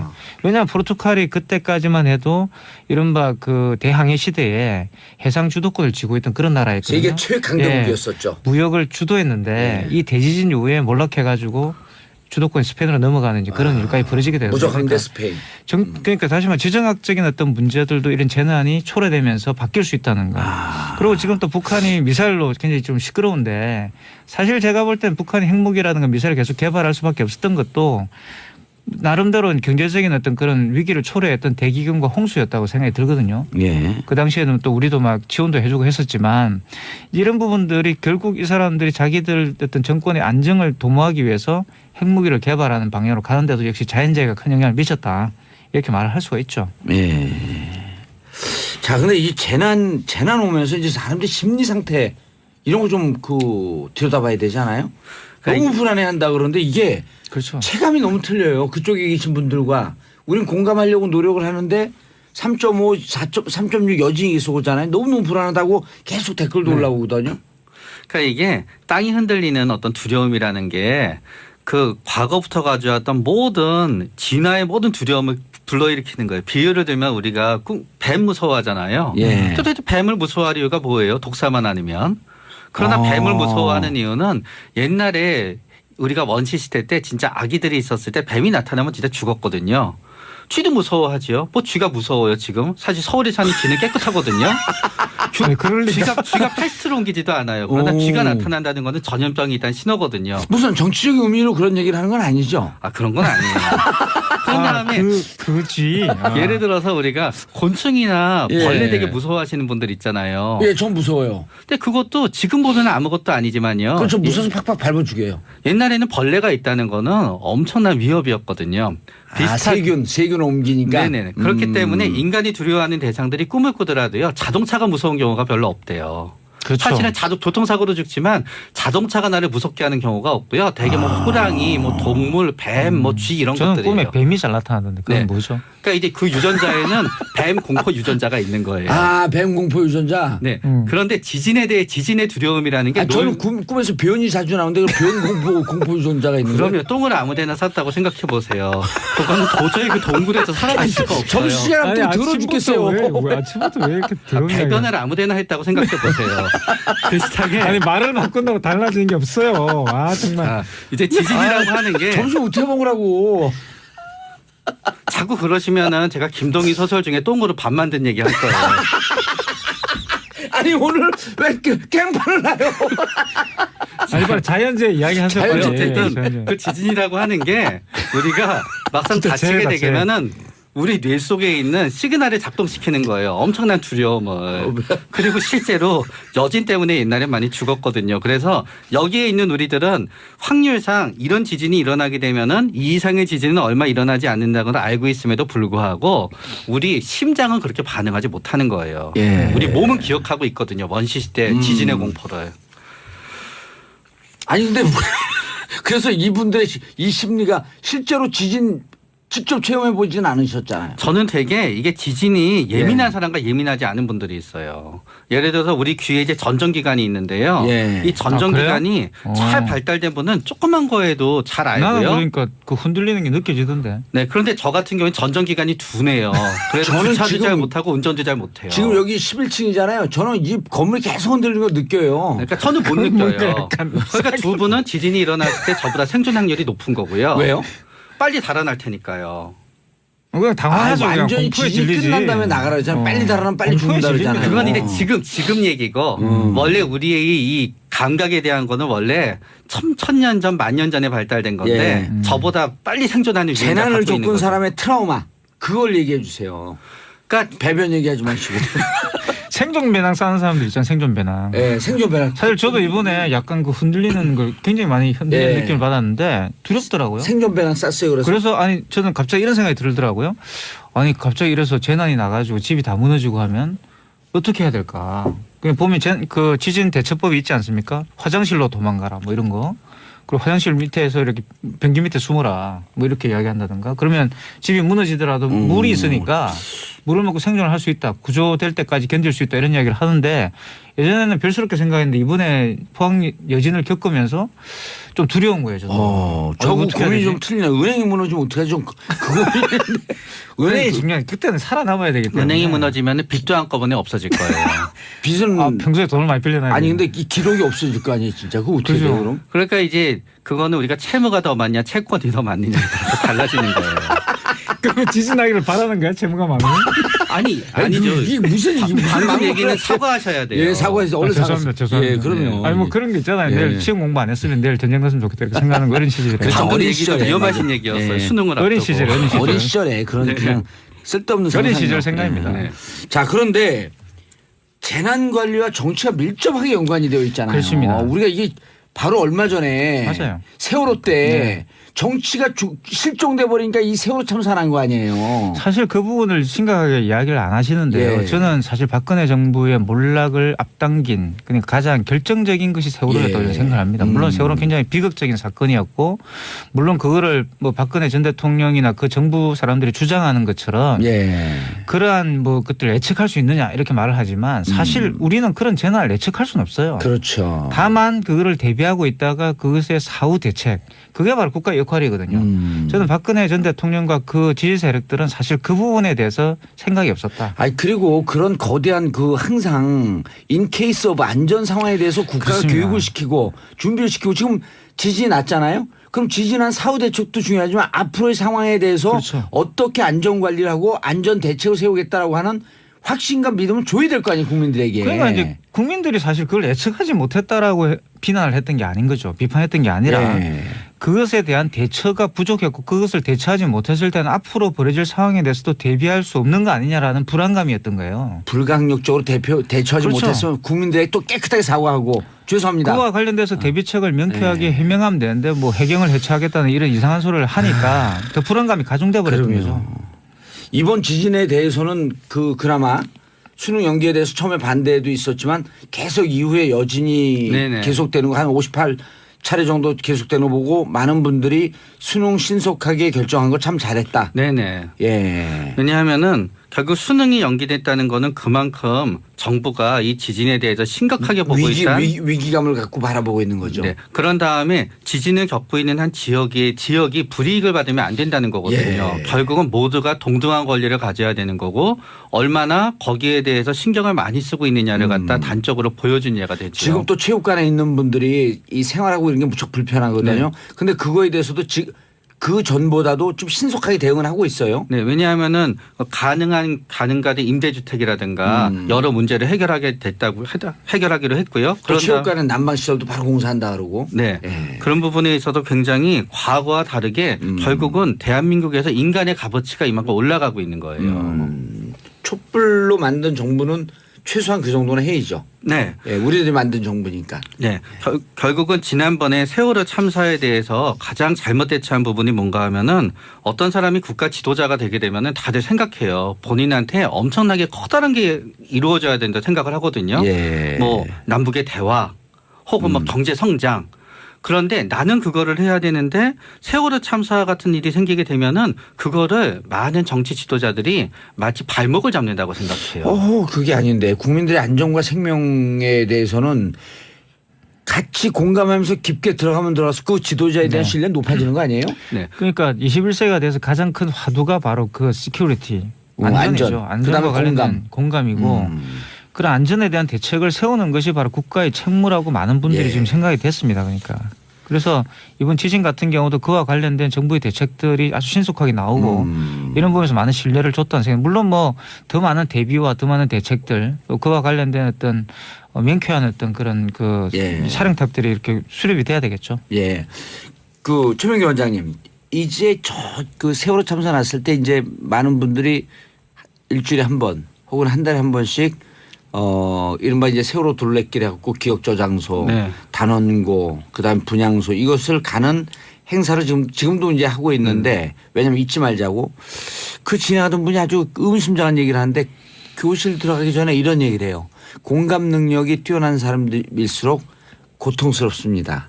그러나 그 고통스러운 것이 바로 대한민국의 미래를 더 안전하게 만듭니다. 이 얘기를 하더라고요. 네. 왜냐하게 되면은 공감 능력이 뛰어나고 고통스럽고 예. 많이 고통스러운 만큼 다시 이런 일이 생기면 안 된다는 걸로 이어지게 되는데 예. 공감 능력이 낮을수록 인간의 생명의 값어치를 낮게 보는 거예요. 아하. 그 아이들의 죽음, 그 아이들의 고통은 나의 죽음과 나의 고통이 아니다라고 느껴지게 되면은 그거는 하나의 예산이 들어가는 일로만 바라보게 되는 거고요. 공감 능력이 뛰어나면 뛰어날수록 인간의 고통이라고 하는 거는 돈으로 환산될 수 없는 것이며 인간의 생명이라는 게 돈으로 환산될 수 없다고 생각하게 될수록 예. 다른 입장이 되게 되는 거죠. 예. 이제. 그러면 이런 재난 관리에 앞서서 정치 지도자들은 특히 공감 능력이 뛰어나야 되겠다.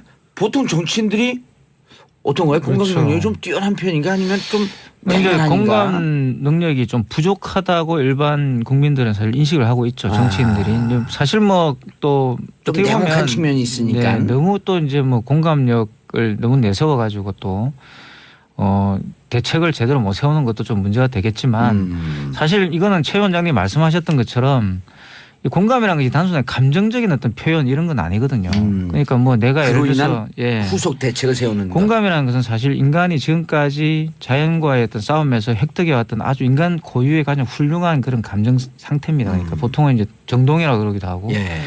이런 어떤 정동이 바로 인간 사회를 지탱해왔고 인간이 다른 동물들과 다르게 진화할 수 있었던 그런 굉장히 중요한 그 요소거든요.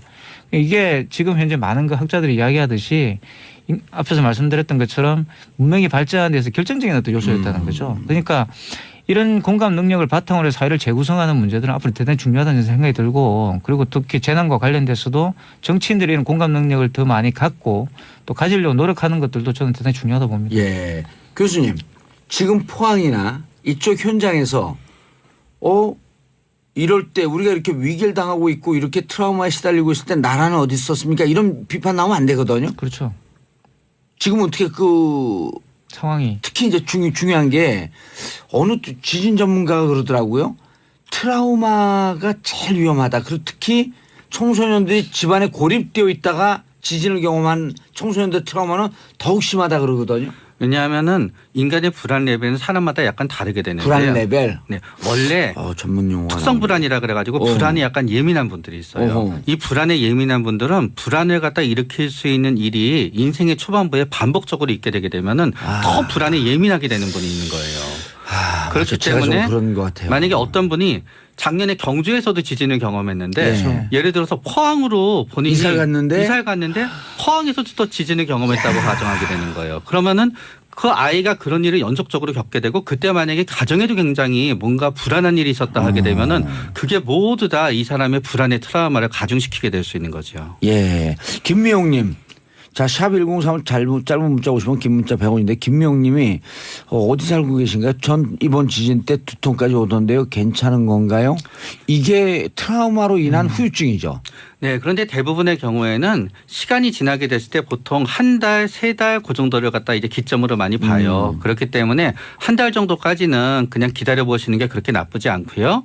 그런데 만약에 한 달 정도가 지나가면서 단지 두통이 아니라 다른 전반적인 어떤 심리적, 신체적 증상으로 더 확대되어 가는 것 같다. 그럴 때는 전문가의 도움을 그렇죠. 갖다 받아보시는 쪽이 나을 것 같아요. 특히 아마 경주에 그 사시는 분들은 이번 포항 여진을 겪으면서 굉장히 또 말씀하셨던 것처럼 중첩된 느낌을 받으셨을 것 같아요. 굉장히 또 지진이 오는 거 아니냐라는 과거의 어떤 그런 기억들이 올리는데 앞으로 포항에 계시는 분들도 이와 관련돼서 뭐 개인이 노력하는 것도 중요하겠지만 국가적 차원에서 이와 관련된 외상후 스트레스 이 증후군 같은 것을 치료할 수 있는 그런 상담 프로그램 같은 걸 운영하는 것도 대단히 중요하다 봅니다. 근데 저는 이 상황에 올 때마다 그때 이제 자꾸 세월호가 떠오르는 게 이게 그 거의 같은 유형의 사고 네, 아닌가요? 그렇죠. 참사가? 세월호 같은 경우는 사실 인재라고 그러지만 그것도 역시 우리가 예측하지 못했고 더 우리에게 더 가슴 아픈 것은 우리가 거기에 대해서 대응을 하지 못했다는 그 사실 자체거든요. 전 세계가 생중계하는데 정말 그게 이제 끔찍한 거죠. 그리고 정말 거기 아이들이 있었다는 사실에 대한 어떤 인지들 이런 것들이 굉장히 큰 트라우마를 준 거죠. 그리고 그 또래 아이들이 우리 아이들이고 또. 네. 예. 자, 지금 수험생들에게 이제 오늘 내일 모레 그렇죠? 네. 그 이틀 남았죠. 수험생들이 이 방송을 듣고 있거나 혹은 수험생들의 부모님들이 방송을 들을 가능성이 높거든요. 특히 경주 포항에서 지진을 겪은 학생들은 더 그분들에게 이제 우리가 이 그 위안의 말씀이 필요하고 일단 일주일 연기됐기 때문에 멘탈이 좀 약한 학생들은 바로 데미지를 본단 말이에요. 어떻게 대비를 해야 될까요? 일단 지금은 이틀밖에 안 남았습니다. 예. 그렇기 때문에 지난 연기되고 나서 버려진 3, 4일을 생각하지 마시고요. 바로 오늘이랑 내일을 생각하면 되는 거고요. 오늘하고 내일은 좀 편히 있어야죠. 네. 그런 다음에 특히 포항에서 이 어려움을 겪고 나서도 시험을 갖다 치르신 분들은 그 점수가 다른 사람의 점수보다 훨씬 높은 점수라고 스스로 생각하면서 의미 있는 점수다. 네, 본인한테 좀 더 극복했다는 용기와 의미를 두면 좋을 것 같습니다. 59만 수험생이에요. 이런 제안은 어떨까요? 오늘 내일 성인들이 음주 가물을 좀 자제해라. 왜냐하면 사회를 시끄럽게 만들지 말고 우리 아이들이 시험을 본다고 생각하고 오늘 내일만이라도 이미 역사상 최초로 연기가 된 거거든요. 어른들이 조금 더 경건한 자세로 아이들 시험 잘 볼 수 있게 마음으로도 배려를 좀 해주자. 네. 이런 사회를 만드는 게 어떨까요? 네, 그래서 저도 방금 얘기를 듣고 오늘부터 실천해야 되겠다고 생각했어요. 근데 저도 오늘 내일 술 약속이 있긴 한데 좀 조용히 마실게요. 네. 예. 조금만 드세요. 이태광 교수님 술 먹고 좀 떠드는 스타일 아니에요? 저는 좀 그랬는데 최근에 술을 못 마시게 됐습니다. 왜요? 뭐 나름대로 뜻한 바도 있고 몸이 좀 따라주지 않아가지고 건강이 좀 안 좋아졌어요. 건강이 안 좋은 거지 무슨 몸이 뜻한 바가 있어요 그게. 그래서 수험생들에게 저도 드리고 싶은 말씀이 있는데 전화위복의 기회라는 것도 있고요. 사실 많은 격려 문자들을 또 보내고 있습니다. 10대들이 자기들 동료들에게. 그래서 이런 건 굉장히 아름답다고 생각이 들어요. 그러니까 그 시험이 본인의 시험이기도 하지만 또 모든 수험생들이 함께 치는 수험이니까 그 사실 지금 지난 그 일주일 동안 겪었던 일들은 별로 본인들에게는 그렇게 중요하지 않은 일이라는 생각을 했으면 좋을 것 같아요. 알겠습니다. 4680님 저는 매일 아침 자습 시간마다 잘 듣고 있는 고3입니다. 수능 연기된 것을 보고 포항 아이들을 원망한다는 뉴스를 보고 마음이 아파 사연 올립니다. 그런 아이들보다 저처럼 생각하는 아이들이 다수란 것을 알려주고 싶습니다. 수능 연기는 당연한 결정입니다. 고통을 함께 나누고 소수를 위해 다수가 희생하는 일도 당연한 일이라고 생각합니다. 4680님 너무 좋은 말씀 너무 감사하고요. 그리고 오늘 내일 특히 대한민국 성인들 특히 남성분들 술 드시고도 좀 오늘 내일은 좀 경건한 자세로 모레 시험 보는 학생들을 위해서 대한민국 사회가 모두가 다 경건하고 격려하는 마음으로 이틀을 보내는 성숙한 사회를 만들어 주셨으면 하는 바람입니다. 두 분 인사하시고요. 네, 감사합니다. 자, 수험생들 차분한 마음으로 잘 보시고요. 그리고 평화를 사랑하는 대한민국 국민 여러분 감사합니다. 땡큐 피스 코리아.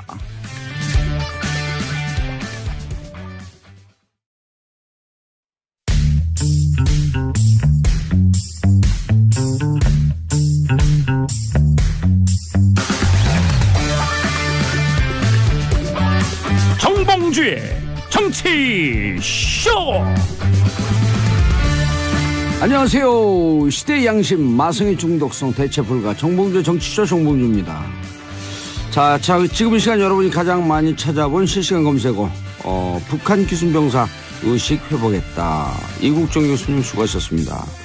아직 넘어야 할 산이 많지만 첫마디 여기가 남쪽 맞습니까? 맞습니다. 잘 오셨어요. 자, 두 번째 북한 테러 지원국 재지정 9년 만의 일이죠. 홍종학 중소벤처기업부 장관 오늘 오전 임명 드디어 조각 완성. 그리고 마지막에 정봉주 여야 의원 125명 복권 탄원서 제출. 자, 이 중에 봉도사가 고른 오늘의 실시간 검색어 북한 기순병사 아니고 정봉주입니다. 원더걸스의 I'm so hot. I'm so hot. 난 너무 매력 있어. 듣고 들어가겠습니다. 정봉주는 너무 매력 있어. JYP. 정봉주의 정치쇼 1부 순서 들어가겠습니다. 자, 1부는 뉴스 브리핑으로 시작합니다. 하호영 한겨레 신문 기자 한겨레 20일 자리하셨습니다. 네, 안녕하세요. 한겨레 20일 하호영 기자입니다. 안녕용이에요? 한겨레 20일 하호영 기자. 예. 자, 인사하시고 노래 한 곡 듣고 이건 아니구나. 아까 했던 거구나. 자, 첫 번째 뉴스 브리핑. 예. 한겨레 20일 단독 기사가 떴어요. 예. 2012년입니다. 예. 12월 11일부터 16일까지 당시 떠올려 보시면 국정원 댓글 사건의 시작이 그때입니다. 제가 감옥에 있을 때 면회 온 사람들한테 하늘의 기운이 이상하게 흐르고 있다. 조심해라. 예. 12월 11일 날요. 국정원 요원 김아무 계시죠. 예. 국정원 요원이 문재인 민주통합당 후보의 비방 댓글을 달고 있다라는 제보를 받고 김 누구죠 이분이? 김하영 씨입니다. 김하영 씨. 예. 예. 그 내부 제보자 연락이었죠? 그렇죠. 결국은 5년 만에 밝혀졌죠. 내부 제보자였다는 걸. 아 누구라고 한 게 나왔어요? 예, 나왔습니다. 누구요? 한겨레 21에서 인터뷰를 했었는데요. 오. 내부 제보자를 뭐라 그러죠? 영어로? Deep Throat. 혹은 빨대라고도 하죠. 네. 예, 얘기했어요. 예, 간단하게만 좀 설명을 드리면요. 그때 당시에 떠올려 보시면 12월 12일이 왜 중요하냐면 대선을 불과 8일 앞두고 있었고요. 대선을 향해 가면서 당시에 문재인 후보가 박근혜 후보를 바짝 추격하고 있었던 때입니다. 그래서 이 사건이 어떻게 진행되느냐에 따라서 대선 판도를 뒤흔들 수 있는 핵심적인 사건이었습니다. 골든 크로스가 일어나기 바로 직전. 예. 그래서 12월 11일부터 16일 사이에 당시 핵심적인 그 사정기관 사람들이요. 예. 경찰 그리고 국정원 10명의 통화 기록을 저희들이 입수해서 분석한 겁니다.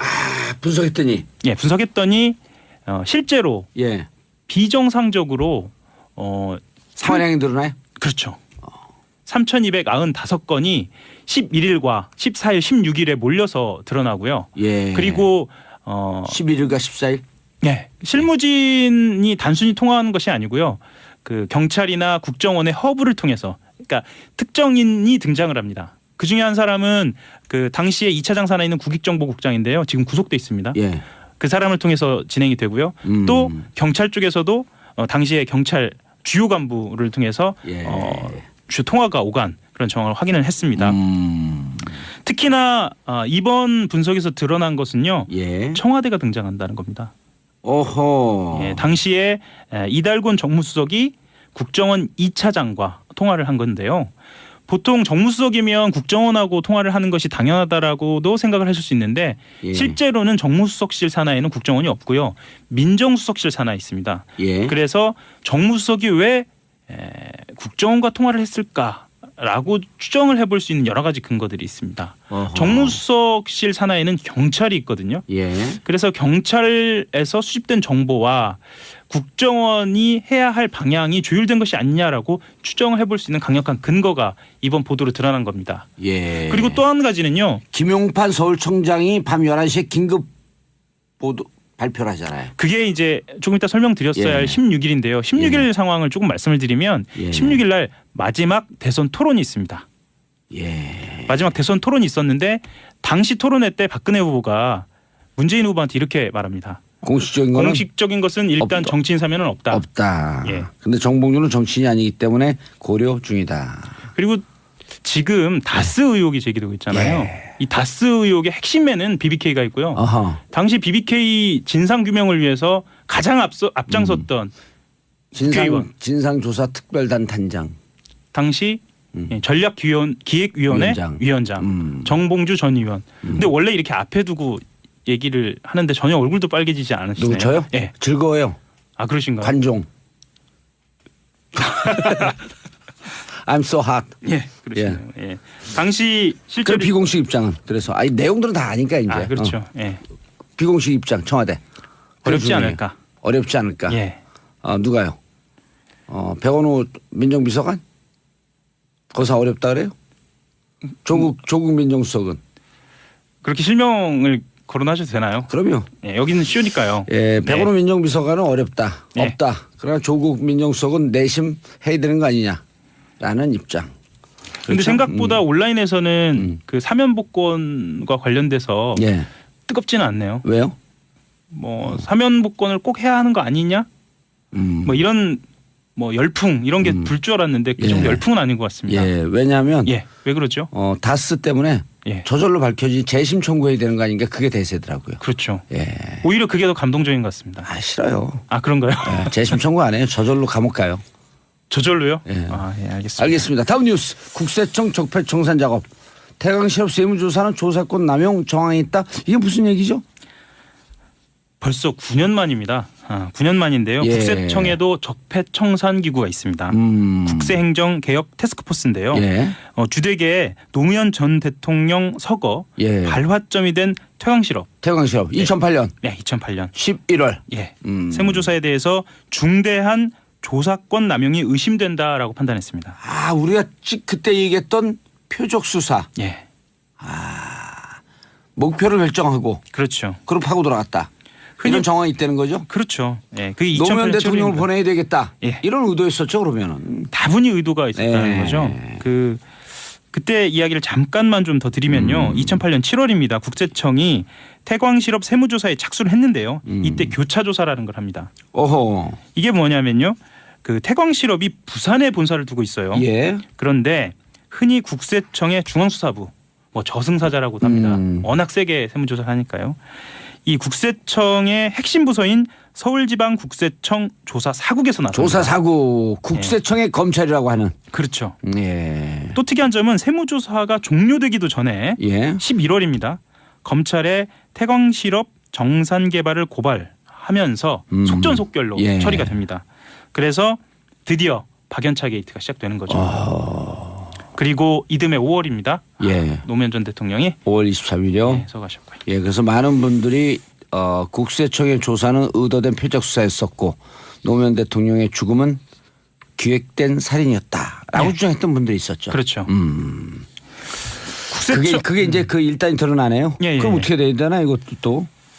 실제로 법 위반인 건 맞는데요. 예. 이게 형사처벌이 가능할지는 좀 더 두고 봐야 할 것 같습니다. 이 처벌 규정은 봐야 할 것 중심에는 같습니다. 한상률 예. 국세청장 있고요. 네, 예, 그림 로비로 미국에도 잠깐 도망갔다 오신 분이죠. 그렇죠. 예, 그리고 안원구 전 대구지방국세청장도 있습니다. 예, 안원구 전 대구지방국세청장을 찍어내리고 감옥까지 보냈던. 예. 맞습니다. 그러나 이거 조사해야죠 이거. 예, 그리고 하나만 더 말씀을 드리면 예. 그 2011년 6월 박근혜 정부에서 촛불 집회를 주동해서 블랙리스트에 이름을 올렸던 예. 김제동 씨나 윤도현 씨의 소속사에 대해서 세무조사한 것도 이것 또한 남용이다라고 예. 판단했습니다. 김도현 씨 그다음에 윤도현 씨, 김제동 윤도현 씨. 김제동 씨. 예. 기획사 다음이었었는데 거기가 그렇죠. 예. 예. 김준용인가요? 대표가 예. 김용진인가 뭐 예. 이름도 헷갈리네. 이제 우리 대학 후배인데. 아, 그러신가요? 예. 예. 자, 다음 뉴스. 신웅 예. 연기는 없다. 예, 재연기는 사실상 불가하다라고 이야기를 불가하죠, 했고요. 그러면. 예. 그래서 상황별 3단계 행동 요령을 이야기도 했습니다. 예. 그래서 절대로 개별 행동은 해서는 안 되고요. 시험 감독관 지시를 따르도록 했습니다. 예. 뭐 간단하게만 좀 설명을 드리면 가, 나, 다 단계로 나뉘어서요. 그 아주 경미한 경우에는 중단 없이 시험을 치르게 됩니다. 그다음 나. 예, 나 단계 같은 경우에는 경미하지는 않지만 안전의 위협이 있으니까 일단 책상 아래로 대피. 예. 그다음에 다 단계는 말 그대로 대피. 이 상황이 마지막 됩니다. 다 단계는 대피다. 그렇죠. 그런 예. 일 없어야 되겠죠. 그런 일 절대 없어야겠죠. 가나 다 단계 어느 것도 없습니다. 수험생 여러분. 의원을 이렇게 검찰이 압세까지 한 것은 상당히 자신이 있다 이렇게 보입니다. 근데 이제 중요한 건 최경환 의원은 할복까지 나는 이게 정말 사실이 아니다 결백하다. 그래서 할복을 사실하면 할복하다. 할복했다. 어제 대구에서 하겠다 그랬어. 동대구역이요. 아 동대구요? 네, 거기 보수의 심장에 그 상징의 심장인 동대구요. 오. 네. 아 근데 할복이라는 거는 예전에 예. 일본에서 무사들이 그러니까 사무라이들이 불명예를 뭐 좀 감수하고 아니, 그래서 본인의 문화가 친인의 문화라고 한 거 커밍아웃 한거 아니에요? 그러니까 왜 이런 표현을 쓰시 정치인이 이런 아니 표현을 근데 쓰시는지 정치인이 모르겠어요. 그런 표현을 주로 씁니다. 그래요? 예, 그리고 이거 이미 쓰신 분이 많으세요. 대표적인 뭐, 분이 예. 박지원 의원님도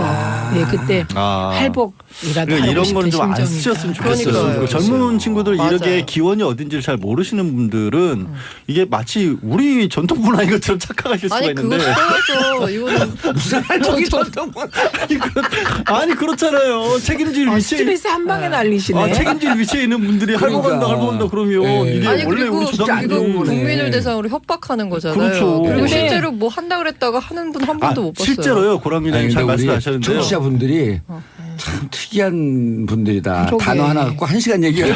됐어요. 아니 근데요. 근데 이제 참복을 국민들 좋아해? 할복을 좋아해요? 참복이요. 그런데 고란 기자님은 걱정을 그렇게 아니하셔도 될 것 같은 게 무슨 전통 문화가 나니까 알려줘도 배웁니다. 네. 할복하겠다는 것에 대한 국민들의 반응은 예. 그냥 무풀 내지는 뭐 그냥 반기는 일부 이상한 분들도 좀 계시더라고요. 그래서 조대원님 동대구역이 뭔 죄냐? 아니, 동대구역이 뭔 죄가 아니라 저 청소하시는 분들. 왜 그러세요? 그래서 국민들께서 바라는 건 그냥 검찰이 공정하게 수사하고 최경환 의원은 검찰 수사에 순명하는 거다. 네, 이런 그리고 거입니다. 이게 무슨 홍준표 대표인가요? 무슨 야당 탄압 코스프레를 또 갈라 그랬었잖아요. 예, 그 야당 탄압뿐만 아니고 지금 홍준표 대표는 그 야당 탄압 말씀하실 때가 아니에요. 예. 그분은 특활비 렉 걸려가지고 지금 큰일 났어요. 네. 근데 본인은 SNS에 장문을 남겼죠. 8가지 이유를 들어가면서. 또 받았어요. 아니 그게 아니, 뭐냐면 아니. 그 지금은 이제 어느 게 사실이냐 예. 논란이에요. 어허. 예, 그러니까 특활비 논란이 이미 홍준표 대표가 성완종 리스트에 예. 1억 받았다는 아하. 그 의혹이 일 때부터 특활비 얘기가 나왔습니다. 이것도 남이 한 게 아니에요. 홍준표 대표 자신이 뭐라고? 예, 해명을 했어요. 그 돈이 아니라 내 특활비 일부를 집사람에게 줬는데 집사람이 모아서 1억 만든 거다. 이런 식으로. 네, 그래서 특활비 논란을 최초로 일으킨 장본인은 홍준표 대표세요. 그러니까 본인 입으로 시인하신 거잖아요. 그렇죠. 내가 시인해놓고 이번에 이제 특활비 이렇게 막 돌아다니니까 예. 이분이 이제 살짝 해명을 바꾼 거예요. 예. 그거는 아내한테 내가 특활비를 줬다는 게 아니라 내가 특활비로 말하자면 돈 번 돈을 안 갖고 가서 아내가 생활비를 절약해갖고 그 돈을 모았다는 뜻이었다. 이렇게. 그게 무슨 말이에요? 막 그걸 아니 못 그 알아듣겠어요. 전에는 이런 거죠. 특활비를 받기 전에는 예. 내가 그 월급으로 뭐 기자들 밥 사고 활동비 썼는데 예. 특활비를 받게 되니까 돈이 남지 않느냐. 아하. 그래서 아내가 모았다라고 한 건데 아. 그 말이나 엎어치나 매치나. 근데 예. 그게 아니고 그게 엎어치나 매치나가 아니라 엎어치면 문제고 매치면 무죄예요. 그러니까 유무죄가 갈리는 거예요. 오늘 그런데 작도 타셨어 아주 그냥. 저요? 예, 계속 타세요. 그래갖고 지금 이제 문제가 되는 건 원혜영 의원이 당시 예. 원내대표. 예, 그때 당시에 홍준표 원내대표가 새누리당 원내대표일 때 민주당 쪽에 원내대표 섰습니다. 예. 그런데 이번에 해명을 하면서 민주당 원내대표에게 자신의 특활비 일부를 줬다. 어허. 이렇게 얘기를 한 거예요. 그러니까 진짜 원혜영 그거 여쭤보고 싶었어요. 그거 있을 수 없는 일입니다. 그쵸. 왜냐하면 국회 특활비가 있고 국회 특활비가 여야로 나누어서 가기 때문에 예. 그 옛날에 그 군부 권위주의 정권 시절에 여야면 모를까 요새 누가 야당 원내대표가 여당 원내대표한테 돈 받으면 신문에 한 줄 나면 그냥 꼴가닥이에요. 그러니까요. 아니 그런 문화 자체가 완전히 없어졌어요. 아니 근데 특활비 하는데 국정원 특활비는 왜 출처를 그러니까 어디다 썼는지를 묻지 않잖아요. 예. 이런 특활비도 묻지 않나요? 예, 그러니까 묻지 않는다는 게 네. 정확히 얘기하면 영수 처리를 요구하지 않는다예요. 근데 네. 그러면 이른바 회사로 따지면 이게 네. 판공비거든요. 그러니까 이번 기회에 아예 이거 없애버리면 안 돼요? 국정원의 아니 특활비야. 없앨 수는 없고 없어요? 용도를 네, 영수증을 그렇죠. 붙이면 돼요. 그렇죠. 그리고 이것도 네.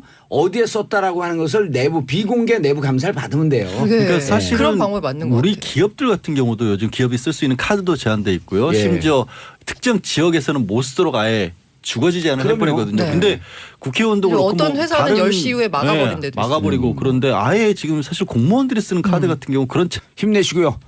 멘틀 붕괴 없이 시험 잘 보시기 바라겠습니다. 인사하시고요. 네, 한결의 하호영 기자였습니다. 예, 감사합니다. 방금 전에 핸드폰 소리한 거 다시 한번 사과드립니다. 죄송합니다. 이런 일 없도록 하겠습니다. 저는 광고 듣고 2부 언니네 뉴스로 돌아옵니다. 채널 고정하소서.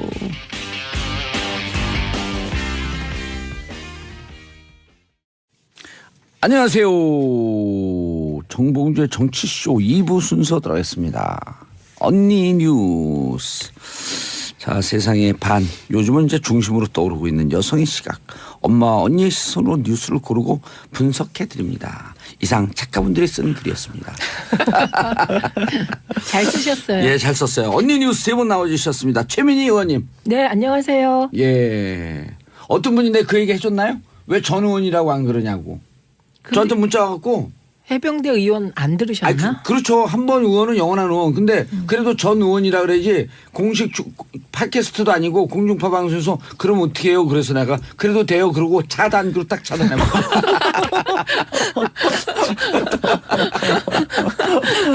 아니 그러면 우리 뜻대로 살아야지. 안 그래요, 최 의원님? 그럼요. 예. 해병대 언제 갔다 오실 거예요 또? 해병대 뭐 인연이 되면 또 예. 가야죠. 왜 내 코에 때를 미르세요? 때 아니고요. 머리카락이 이렇게 해서 가려워가지고. 양지열 변호사님 예, 안녕하세요. 정말 물어본 분들 많아요. 뭐라고요? 여자 맞냐고. 목소리를 제가 말하고 있으니까 지금 목소리로. 근데 여자인데 목소리 남자 같아요. 그죠? 아, 또 나겠다. 자, 고란사의 중앙일부.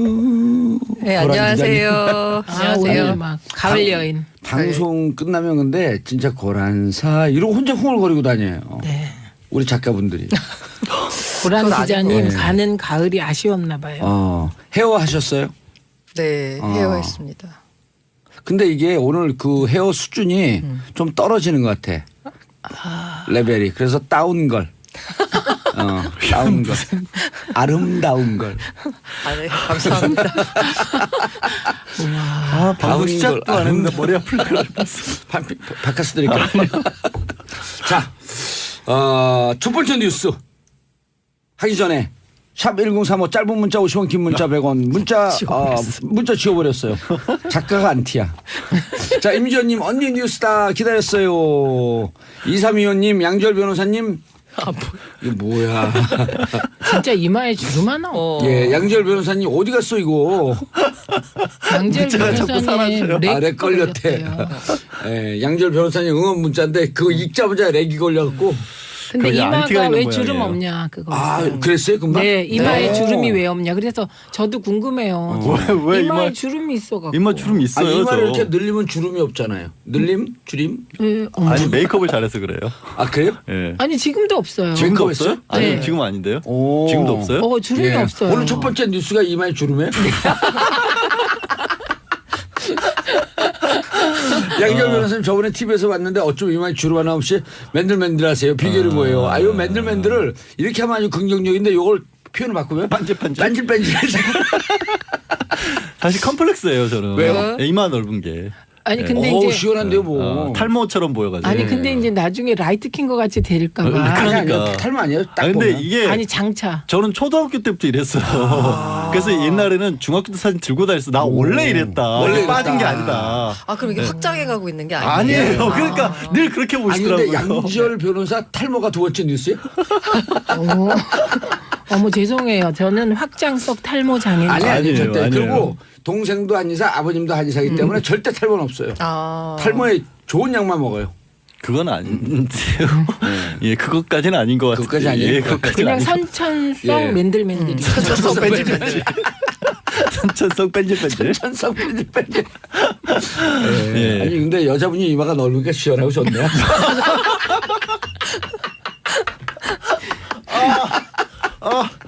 자, 첫 번째 뉴스 여의도가 모래시계 찍는다고 나 떨고 있냐. 네 지금. 예.